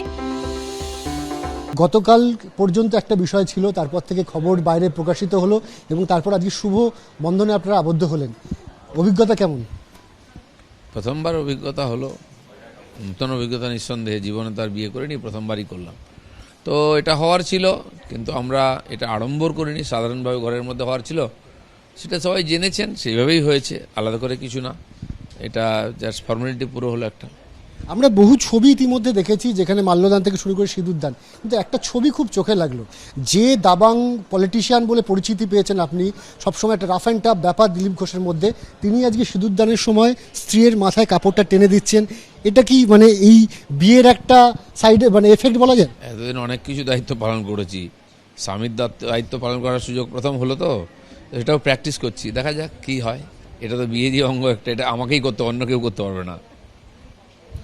একটা জিনিস বলুন, যে যখন আপনি বিয়ের কথাটা পরিবারের কাছে প্রকাশ্যে নিয়ে আসলেন, পরিবার কিভাবে রিয়াক্ট করেছিল? পরিবারের কাছে নেই, মার কাছে বলেছি। মায়ের জন্যই, মাকে ছেড়ে আমাকে যেতে হয় বাইরে, যদি মাকে অন্য কোথাও পাঠাতে হয়। এই বাড়িতে আমরা 20 জন থাকি, একজনই মহিলা, মা, 84 বছর বয়স। তাকে জল খাওয়ার লোক থাকে না। তখন কয়েকবার এই ঘটনা হয়েছে, অসুস্থ হয়ে গেছেন। তখন বাধ্য হয়ে ইনি এসে আমাকে বললেন যে আমি সংসারী হতে চাই, আর বার জীবনে সাথী চাই। বলে খুব ভালো, করে ফেলো। তো বলছে না, আপনাকেই বিয়ে করতে চাই, আপনি রাজি আছেন কিনা? তখন আমি সময় নিতে দাও, বিষয়টা আমি হজম করি আগে। তারপরে 1-2 মাস সময় লেগে গেছে বুঝতে। তখন মাকেও বললাম যে তোমাকে ছেড়ে আমি তো যেতে পারছি না, তাহলে কাজ করবো কী করে? তুমিও আমাকে ছেড়ে যাবে না, তাহলে সমাধানটা কী? আর বিয়ে করা ছাড়া কোনো রাস্তা নেই। মা বলে করে ফেল না, কী অসুবিধা আছে? আমি আরএসএসের প্রচারক ছিলাম, প্রচারকরা বিয়ে করে না। আমাকে 10 বছর আগে পার্টি প্রচারক জীবন থেকে মুক্তি দিয়েছে, নেতা বানিয়ে দিয়েছে, এমএলএ এমপি করে দিয়েছে। তো মাও সেটা আমাকে বললেন। তাহলে এই বয়সে বিয়ে করবো? একেও বলেছিলাম যে এই বয়সে কেউ বিয়ে করে না। বলে তাতে কী হয়েছে, আরও 20 বছর তো সময় আছে। তো এইভাবেই ধীরে ধীরে দুটা, আমারও প্রয়োজন ছিল মায়ের জন্য, ওনার প্রয়োজন ছিল কাউকে সংসার জীবন করার জন্য নতুন করে। ঠাকুরের ইচ্ছা ওটাই ছিল বোধহয়, শেষ পর্যন্ত ওটাই হলো। সম্পর্কের কোনো বয়স হয় না, আজকে কি সেটা নিজে মনে করছেন? দায়িত্ব পালন করতে হবে, এটা তো ঠিকই। সম্পর্ক দুজন মানুষের মধ্যে যেমন বন্ধুত্ব হয়, সেরকম প্রেম হয়, পরস্পরের সম্মিলিতভাবে দায়িত্বও পালন করে অ্যাডজাস্টমেন্টের দ্বারা। তো সেটাই হওয়া উচিত। পরস্পর যদি মনে করেন যে আমরা করব, তাহলে সেটা অসম্ভব কিছু না। আমরা একটু রিঙ্কুদির সাথে কথা বলি। এখনো কি রিঙ্কু মজুমদার নাকি রিঙ্কু মজুমদার ঘোষ, কোনটা হলো? রিঙ্কু মজুমদার ঘোষ। নতুন এই পরিচয়, আজকে দিলীপ ঘোষকে আপনি যে প্রস্তাব দিয়েছিলেন সেই প্রস্তাবে উনি রাজি হয়েছিলেন, এবং দিলীপ ঘোষের মতন একজন রাজনীতিবিদ, এত রাফ অ্যান্ড টাফ, যাকে দাবাং পলিটিশিয়ান বলা হয়, তিনি রাজি হবেন এটা কখনো ভেবেছিলেন? হ্যাঁ, সামহাও আমি কনফিডেন্ট ছিলাম, কেন জানি না। আমি জানতাম যে মেবি আমার প্রপোজাল উনি অ্যাকসেপ্ট করবেন। এটা আমার একটা পজিটিভ ভাইব্রেশন মনের ভেতরে কাজ করেছিল। আর জैसे सोचा वही हुआ। একটা জিনিস বলুন, মানে এই সময় বয়স এগুলো সম্পর্কের ক্ষেত্রে কোনো বাধা নয় বলেই মনে করেন তো? হ্যাঁ, একদম। Age just a number. নতুন সংসারে দায়িত্ব মানে পা রাখলেন, একটা বিরাট দায়িত্ব। সঙ্গে সঙ্গে আপনি নিজেও রাজনৈতিক কর্মী, দিলীপ দাও রাজনৈতিক কর্মী। সামনের লড়াই কিভাবে চলবে? খুব ভালোভাবে, মানসিকভাবে, ওতপ্রোতভাবে আমরা রাজনৈতিক জার্নিটাকে আরও হেলদি করতে পারবো। অনেক সময় হয় না, অনেক আপ অ্যান্ড ডাউনস আসে, মাইন্ড আপসেট হয়ে যায়, রাজনৈতিক পরিস্থিতি, প্রেক্ষাপট অনেক সময় অনেক রকম বিমুখ হয়ে যায় না, তো তখন একজন একজনকে কনসোল করতে পারবো। That's it. আপনার কাছে একটা শেষ প্রশ্ন করি, সেটা হচ্ছে মুখ্যমন্ত্রী মমতা বন্দ্যোপাধ্যায়ের তরফে আজকে আপনাদের দুজনকেই শুভেচ্ছা বার্তা পাঠানো হয়েছে, সেটাকে কিভাবে দেখছেন? খুব ভালো লেগেছে যে উনি আমাদের বিয়েটাকে অ্যাকনলেজ করেছেন এবং শুভেচ্ছা জানিয়েছেন। তো আমরা চাই উনি আরও সুন্দর করে আমাদের 26 অবধি পশ্চিমবঙ্গের রাজনৈতিক বাতাবরণটাকে যেন খুব সুন্দর সুদিং ওয়েতে ক্যারি ফরওয়ার্ড করতে পারেন। যা হয়ে গেছে ওনার প্রিভিয়াস ইয়ার্সগুলো, তো কখনো ছাড়তে হয় মানুষকে। মানুষ সারা জীবন একটা জায়গা ধরে থাকতে পারে না। জীবন, সমাজ, প্রকৃতি পরিবর্তনশীল। একজন যদি আমরা অপরজনকে জায়গা না ছেড়ে দিই, তাহলে কি করে আবর্তনটা কি করে হবে, তাই না? তো ওনারও এটা বোঝা উচিত। উনি অনেক দিন লিড করলেন, ওনাকে এবার স্পেস দেওয়া উচিত অপর কাউকে, তাই নয় কি? ওনার মানে রিল্যাক্স হওয়া উচিত, মেন্টাল রিল্যাক্স হওয়া উচিত। ছেড়ে দিক না, কত অনেকটা এজ তো ওনারও হলো। দিলীপ ঘোষের বাড়ি ঝাড়গ্রামের গোপীবল্লভপুরে। মেজ ছেলে দিলীপকে মা পুষ্পলতা ঘোষ ডাকেন নাড়ু বলে।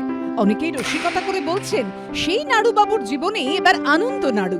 তবে এই ডাকনামের নেপথ্যে একটা মজার গল্পও রয়েছে, যা এবিপি আনন্দকে দেওয়া একান্ত সাক্ষাৎকারে নিজেই জানিয়েছেন দিলীপ ঘোষ। আমার সঙ্গে রয়েছেন গোপীবল্লভপুরের নাড়ুবাবু। চিনতে পারলেন না তো? এটা তার ডাকনাম। তিনি বিজেপির রাজ্য সভাপতি দিলীপ ঘোষ। দিলীপদা, প্রথম প্রশ্ন তো একটাই, আপনার নাড়ু নামটা কে দিল? সাধারণভাবে খুব শান্ত, সাতচরে রা নেই, এরা মিষ্টি মিষ্টি ছেলের নাম নাড়ু হয়। ছোটবেলায় সেরকম ছিলেন নাকি? বড় হয়ে তো কড়া পাকের নাড়ু কিংবা ওই শক্ত তিলের নাড়ু। নাড়ু আর সেই নাড়ু নেই।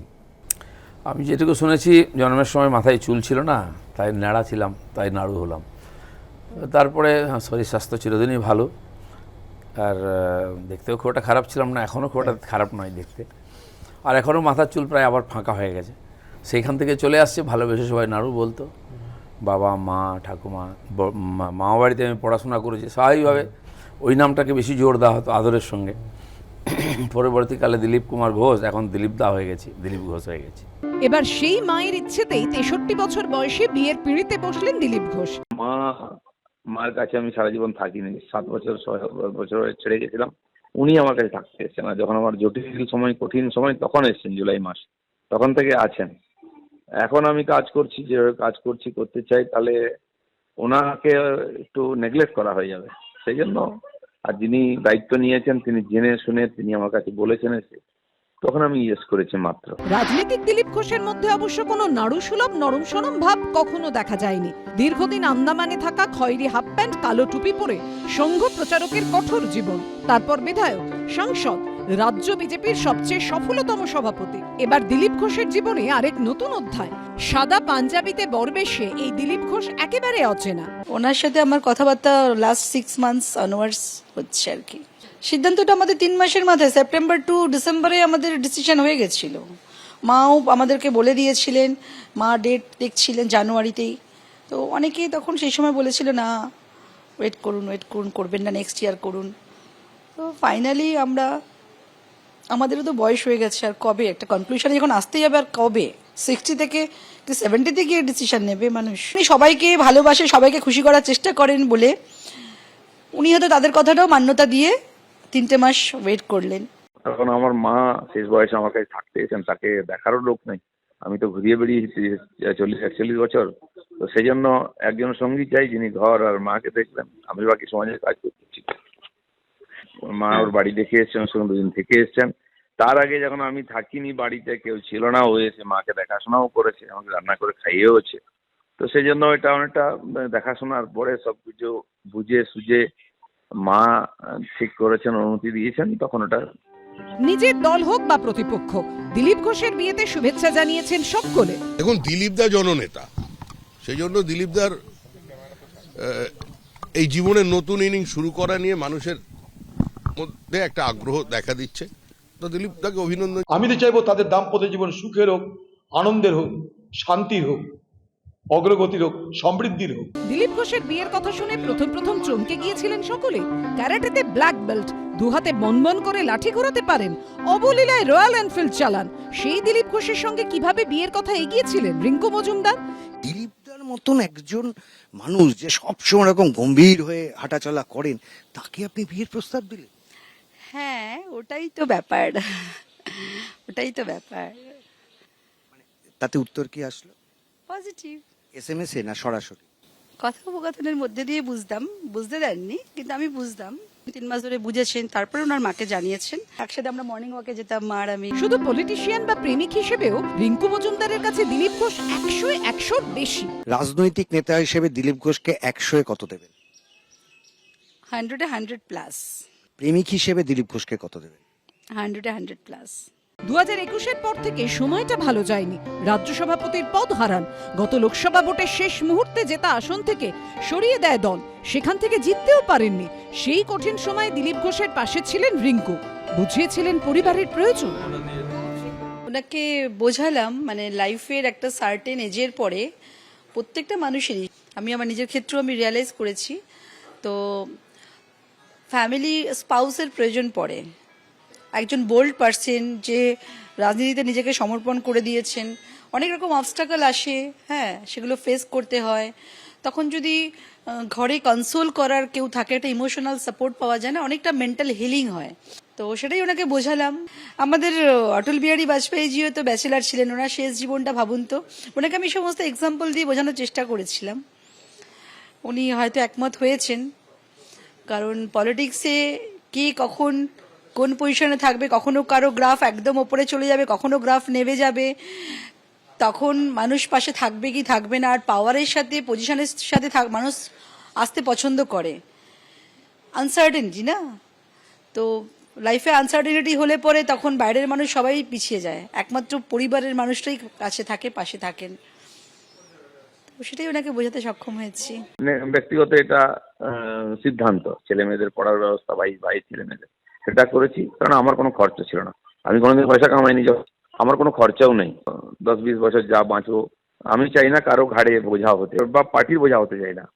সেই জন্য একজন সঙ্গী থাকবে, তার দায়িত্ব আমার, সে আমার দায়িত্ব নয় এটা। দ্বিতীয়, আমার মা এখন 84 বছর বয়স, তাকে দেখার একটা লোক আছে। আমি যদি দেখতে যাই তাহলে আমি যে কাজ করতে পারবো না, আমার মিশন হ্যাম্পার হয়ে যাবে। সেই জন্য এই সিদ্ধান্ত নিয়েছি, বাস একদিনের ব্যাপার। শুক্রবার সন্ধে সেই রিঙ্কুর সঙ্গে বিয়ে সারলেন দিলীপ ঘোষ। সকাল থেকেই দিলীপ ঘোষের নিউ টাউনের বাড়িতে ছিল সাজো রব। একের পর এক হেভি ওয়েট বিজেপি নেতা ভিড় করতে শুরু করেন, সঙ্গে ফুল মিষ্টি উপহার। মাননীয় দিলীপদার এবং তার আগামী নববধূ যিনি আসছেন, তাদের আগামী জীবন অত্যন্ত শুভ হোক, ভালো হোক। দিলীপদার হাত ধরেই রাজনীতিতে আসা 2019-এ, আর যে পাত্রী রিঙ্কু, সেও আমাদের বোন, ছোট বোন মহিলা মোর্চার। সুতরাং আমি তাদের আগামী বিবাহিত জীবন অত্যন্ত আনন্দের হোক, সুখের হোক, এবং আশা করব যে আগামী দিনে দিলীপদা একটা বড় আমাদের জন্য মানে ভোজের আয়োজন করবেন। অনেকদিন বিয়ে বাড়ির ভোজ খাওয়া হয়নি। দিলীপ ঘোষ বিয়ে করলেন, আমি মন্তব্য করব না, ব্যক্তিগত ব্যাপার ওনার।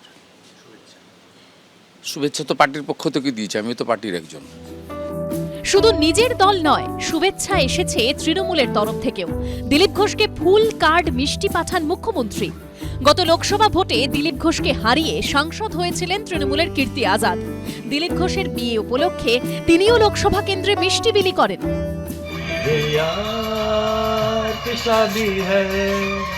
हार्दिक शुभकामना देता हूं और आशा करता हूं कि उनका वैवाहिक जीवन लंबा चलेगा, अच्छा चलेगा, दोनों दीर्घायु हों, ऐसी हम कामना करते हैं।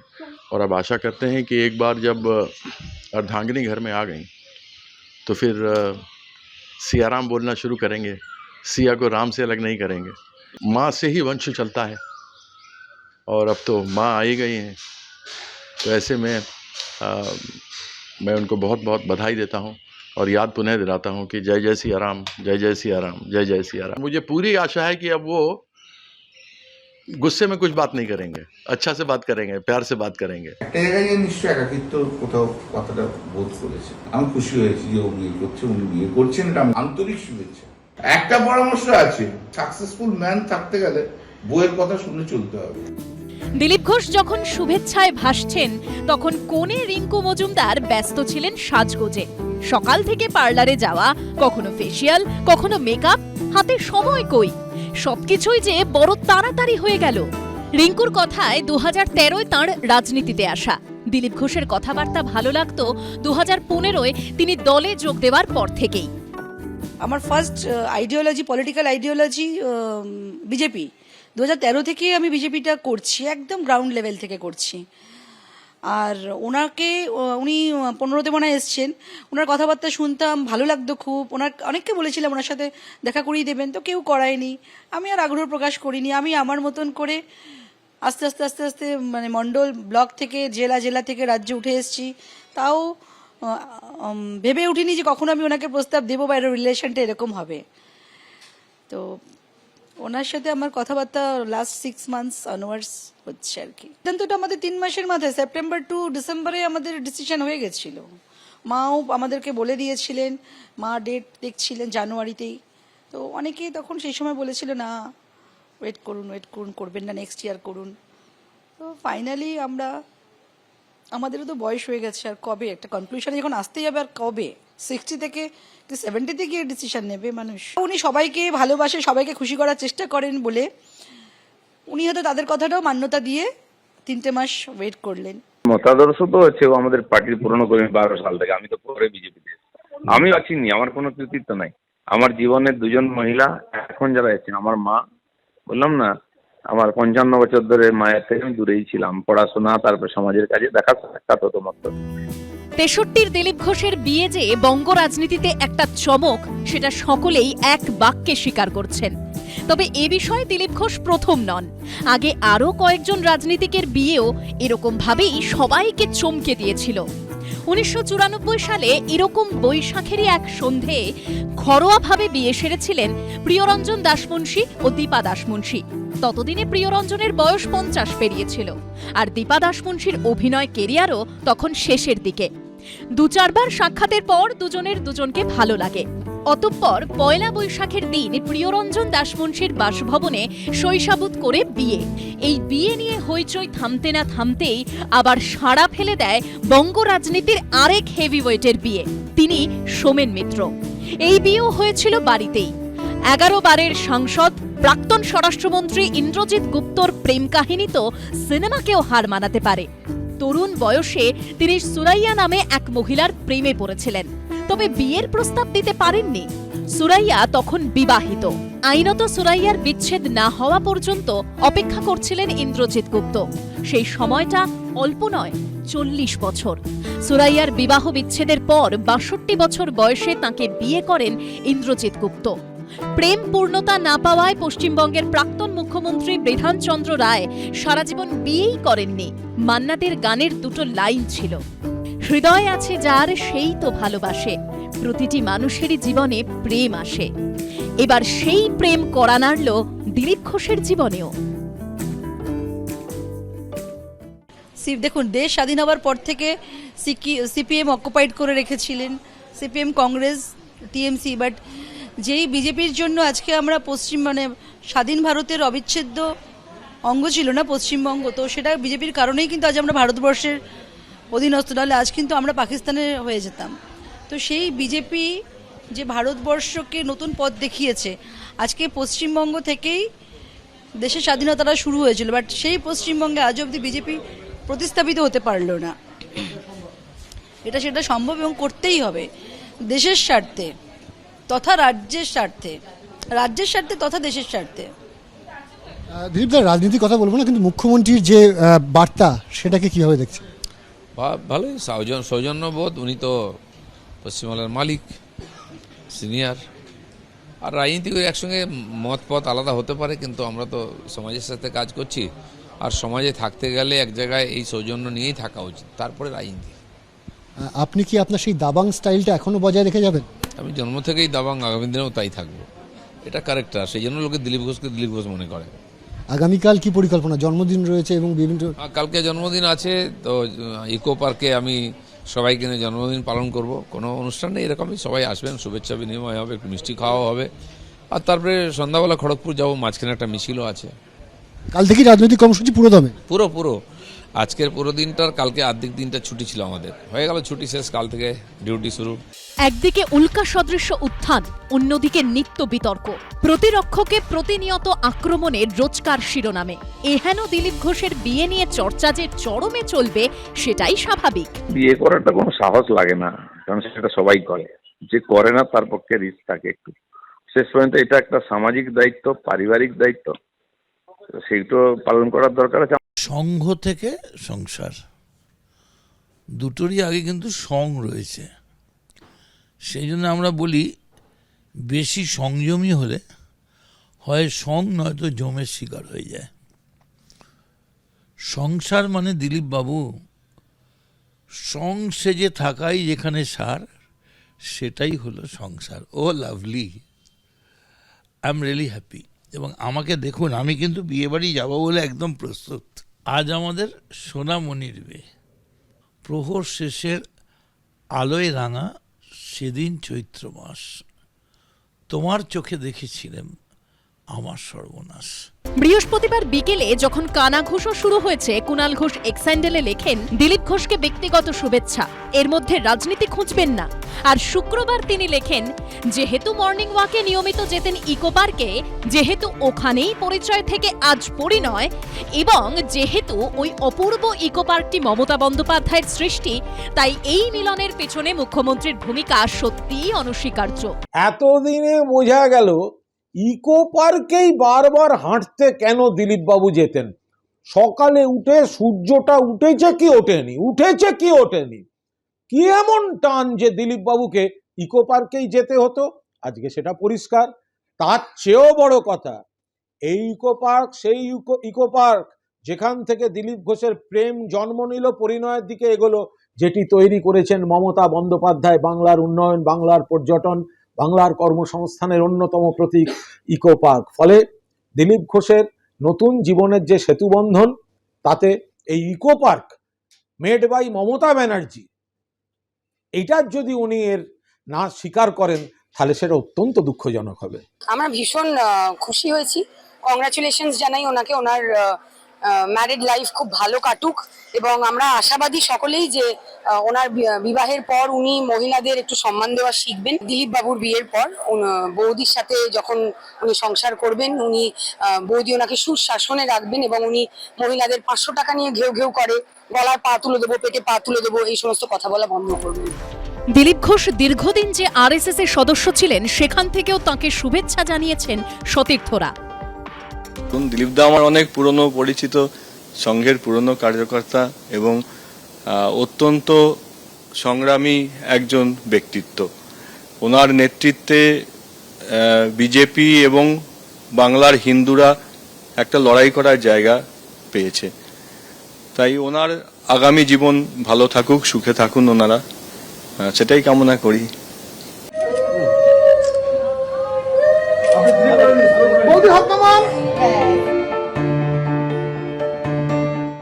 শুধু রেজিস্ট্রি নয়, রীতিমতো আচার আচরণ মেনেই 4 হাত এক হলো দিলীপ ঘোষ ও রিঙ্কু মজুমদারের, জানিয়ে বরকনে দুপক্ষেই উন্মাদনা ছিল চোখে পড়ার মতো। আপনারা কতটা মানে কি বলবো এক্সাইটেড? আমরা খুব এক্সাইটেড এবং আমরা খুব আনন্দিত যে একটা বন্ধনে ওরা জড়িত হচ্ছে। আপনারা খুব এক্সাইটেড? ভীষণ ভীষণ। কি বলবেন ভাগ্নিকে? ভালো থাকুক। আর দিলীপ বাবুকে কি বলবেন? দুজনে ভালো থাকুক। পার্লারে সেজে গুজে কোণে যখন দিলীপ ঘোষের বাড়িতে ঢুকছেন, তখন তার চোখে মুখে উপচে পড়ছে নতুন জীবনে পা রাখার খুশি। খুব এক্সাইটেড, খুব এক্সাইটেড, খুব এক্সাইটেড। গয়না পছন্দ করা, বেনারসি পছন্দ করা, আজকে সেই সাজে কেমন লাগছে? খুব ভালো লাগছে, খুব ভালো লাগছে। হ্যাঁ, রামের সীতা যাচ্ছে, এক্স্যাক্টলি। রিঙ্কু মজুমদারের ছেলে বিয়েতে থাকতে পারেননি, তবে এই সিদ্ধান্তে মায়ের পাশেই রয়েছেন তিনি। আজকে এই ঘটনাটা আমাদের জীবনে, আমার জীবনে, মায়ের জীবনে, সবার জীবনেই মানে একটা খুবই উল্লেখজনক। আর আমি ব্যক্তিগতভাবে খুবই খুশি, আমার মা খুশি। উনি বিগত অনেক বছর উনি নিজের ফ্যামিলির প্রতি মানে আমার প্রতি দায়িত্ব কর্তব্য করেছে। আর তাছাড়া আমি এখন মানে নিজের কাজে খুব অনেকটা বিজি থাকি, তো আমি অতটা টাইম মাকে দিতেও পারি না। তো মা নিজের পার্সোনাল লাইফের ডিসিশনটা নিয়ে আমি খুবই হ্যাপি, আমি খুবই কন্টেন্ট। আর আমি অ্যাপ্রিসিয়েটই করেছি ওনার ডিসিশনটাকে। ওনার খুশিটা আমার জন্য একটা আউটমোস্ট প্রায়োরিটি। হ্যাঁ, আমি একদম মায়ের সাথে সবসময় ছিলাম, এখনো আছি, ভবিষ্যতেও থাকবো। যতটা আমার সামর্থ্য, যতটা আমার জন্য সম্ভব হয় আমি ওনার পাশে আছি, থাকবো মানসিকভাবে তো আছি। প্লাস ওনার যে কোনো মোরাল সাপোর্টে আমি সবসময় ওনাকে সাপোর্ট করে এসেছি, কারণ ওনার ডিসিশনস গুলো আমার সবসময় আমি দেখেছি যে প্রচন্ড স্বচ্ছ হয় এবং লজিক্যাল হয়। তো আমি কোনোদিনই ছোটবেলা থেকে এখন অব্দি কোনো ডিসিশনকে আমি ফেলতে পারিনি। শুধু দিলীপ ঘোষ নন, নিজের আত্মীয় স্বজনের কাছেও গোটা বিষয়টা সারপ্রাইজ হিসেবেই রেখেছিলেন পাত্রী। কবে খবর পেলেন? কবে? আমাকে জানি, আমাকে 10-12 দিন আগেই বলেছে আমাকে, বাট দ্যাট ওয়াজ সিক্রেট। যেহেতু আমি খুব ক্লোজ, মামা তুই তোকে বললাম, কাকে বলিস না এই ব্যাপারে আর কি। তো জানতাম এটা আমি। আমার ভাগ্নি বিয়ে করছে, অবশ্যই ভালো লাগবে। 2021 থেকে দিলীপবাবুর সঙ্গে পরিচয় হয়েছে। কেউ তো আবার পাত্রীর ঘনিষ্ঠ আত্মীয় হয়েও বৃহস্পতিবার টিভি দেখে বিষয়টা জানতে পারেন। খুব এক্সাইটেড, একদমই তাই। আমাকে ও কার সঙ্গে হচ্ছে এনগেজমেন্ট সেটাও বলেনি, বলে ওটা সিক্রেট, তুই আসলে জানতে পারবি। ইন দ্য মেন টাইম আমরা কালকেই আমরা টিভিতে দেখছি যে এরকম ব্যাপার, তখনই ব্যাপারটা আমাদের কাছে খোলসা হয়। প্রথমে বিয়ের প্রস্তাব দেন রিঙ্কু, তবে প্রথমেই তাতে গ্রিন সিগন্যাল দেননি দিলীপ ঘোষ। শেষমেশ মায়ের ইচ্ছেই যে তিনি এই বয়সে বিয়ের পিঁড়িতে বসেছেন, সে কথা স্পষ্ট জানিয়েছেন দিলীপ ঘোষ। আমি তাকে ডাকিনি বা কোনো চয়েস করেছিলাম, বাকি 10 জন পার্টি কর্মী যেমন তিনিই ছিলেন। উনি হঠাৎ এসে বললেন যে দেখুন, আমি তো ঘর পরিবার সংসার করেছি, আমার দায়িত্ব শেষ, ছেলে বড় হয়ে গেছে, তাকে ভালো পড়াশোনা করি, চাকরি করছি, কিন্তু তবুও আমার মনে হচ্ছে একজন সঙ্গী দরকার, আর যাতে বাকি জীবনটা আমি তার সঙ্গে থাকতে পারি সম্মানের সঙ্গে। তাহলে হ্যাঁ, খুব ভালো কথা, বিয়েটা করো। বলছে না, আপনি রাজি থাকলে আমি বিয়ে করতে পারি। তো ভাই, আমি তো কোনোদিন ভাবিনি বিয়ে করবো আর সংসার করবো, আমার ক্যারেক্টারে নাই। তো তুমি ভালো, শুভেচ্ছা থাকলো। কিন্তু বারবার উনি বলেছেন, তারপরে আমি তখন মায়ের এই সমস্যায় আমি বাড়ির বাইরে গেলে তাকে অন্য জায়গায় রেখে যেত, তো তখন সেটাও উনি বলেছেন যে এখন তো আপনার কাছে কেউ নেই পরিবারে, করে আপনি। তো আমি তখন সেটাকে ইয়েস করেছি, মাকে জিজ্ঞেস করেছি, মাই ইয়েস করেছেন হয়ে গেছে। কিন্তু দাদার কাছ থেকে এই বিয়ের খবর পাননি ঝাড়গ্রামে থাকা দিলীপ ঘোষের ভাই, ফলে অনেকটাই হতাশ তিনি। দিলীপদার আজকে বিয়ে, সেটা জানেন আপনারা? না, মিডিয়াতে শুনছি, দাদার তরফ থেকে কোনো খবর নেই। আপনাদের তরফ থেকে এই খবর পাচ্ছি। দাদা তো থাকে কলকাতাতে, আমরা থাকি গোবিন্দপুরে।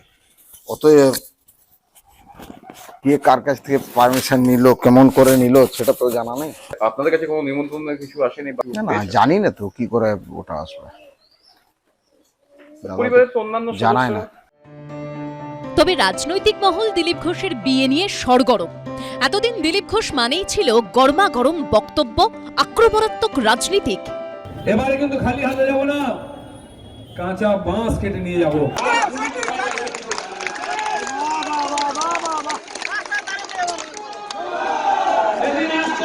দিলীপ ঘোষ তোর প্যান্ট খুলে নেবে, চোর রাস্তা দাঁড় করিয়ে। এবার সেই তিনি বিয়ের পিঁড়িতে, আলোচনা তো হবেই। নতুন বউও মানছেন দিলীপ ঘোষ সোজা সাপটা, তবে মন্দ নয়, সে পাত্র ভালো। উনি ভীষণ স্ট্রেট ফরওয়ার্ড, যাকে যা বলেন মুখের ওপর বলে দেন, ভীষণ লজিক্যাল। যাদের মনের মধ্যে স্বচ্ছতা থাকে, যৌক্তিকতা থাকে এবং যারা ভীষণ জাজমেন্টাল হয়, মানুষের 6টা ইন্দ্রিয় থাকে না, 6টা ইন্দ্রিয় যে কন্ট্রোল করতে পারে, সংযমী, সংযত, কোনো লোভ নেই, লালসা নেই, কোনো জেলাস নেই কারোর প্রতি, কোথাও না কোথাও আমার মধ্যেও ওনার মতন অনেকটা জিনিস আমি রপ্ত করে নিয়েছি।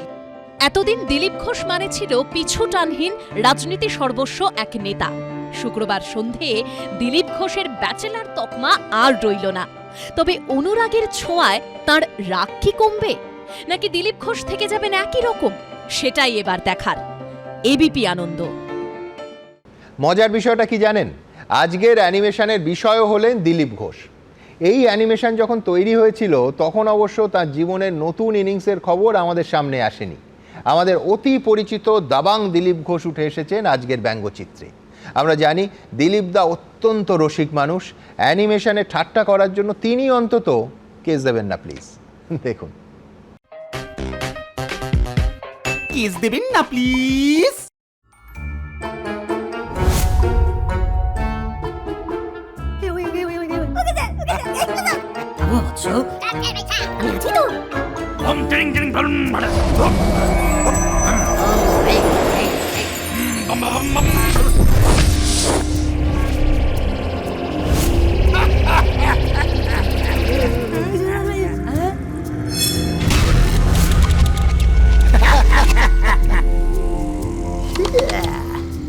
बेंगल में हमारा दिल काम करेगा।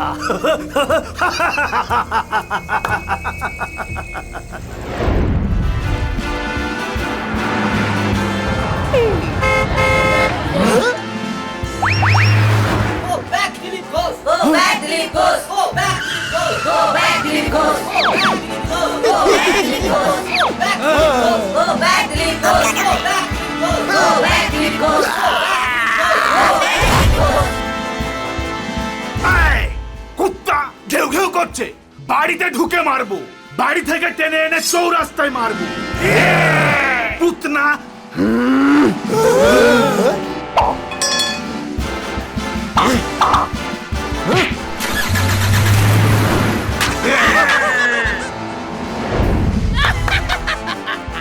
Yes.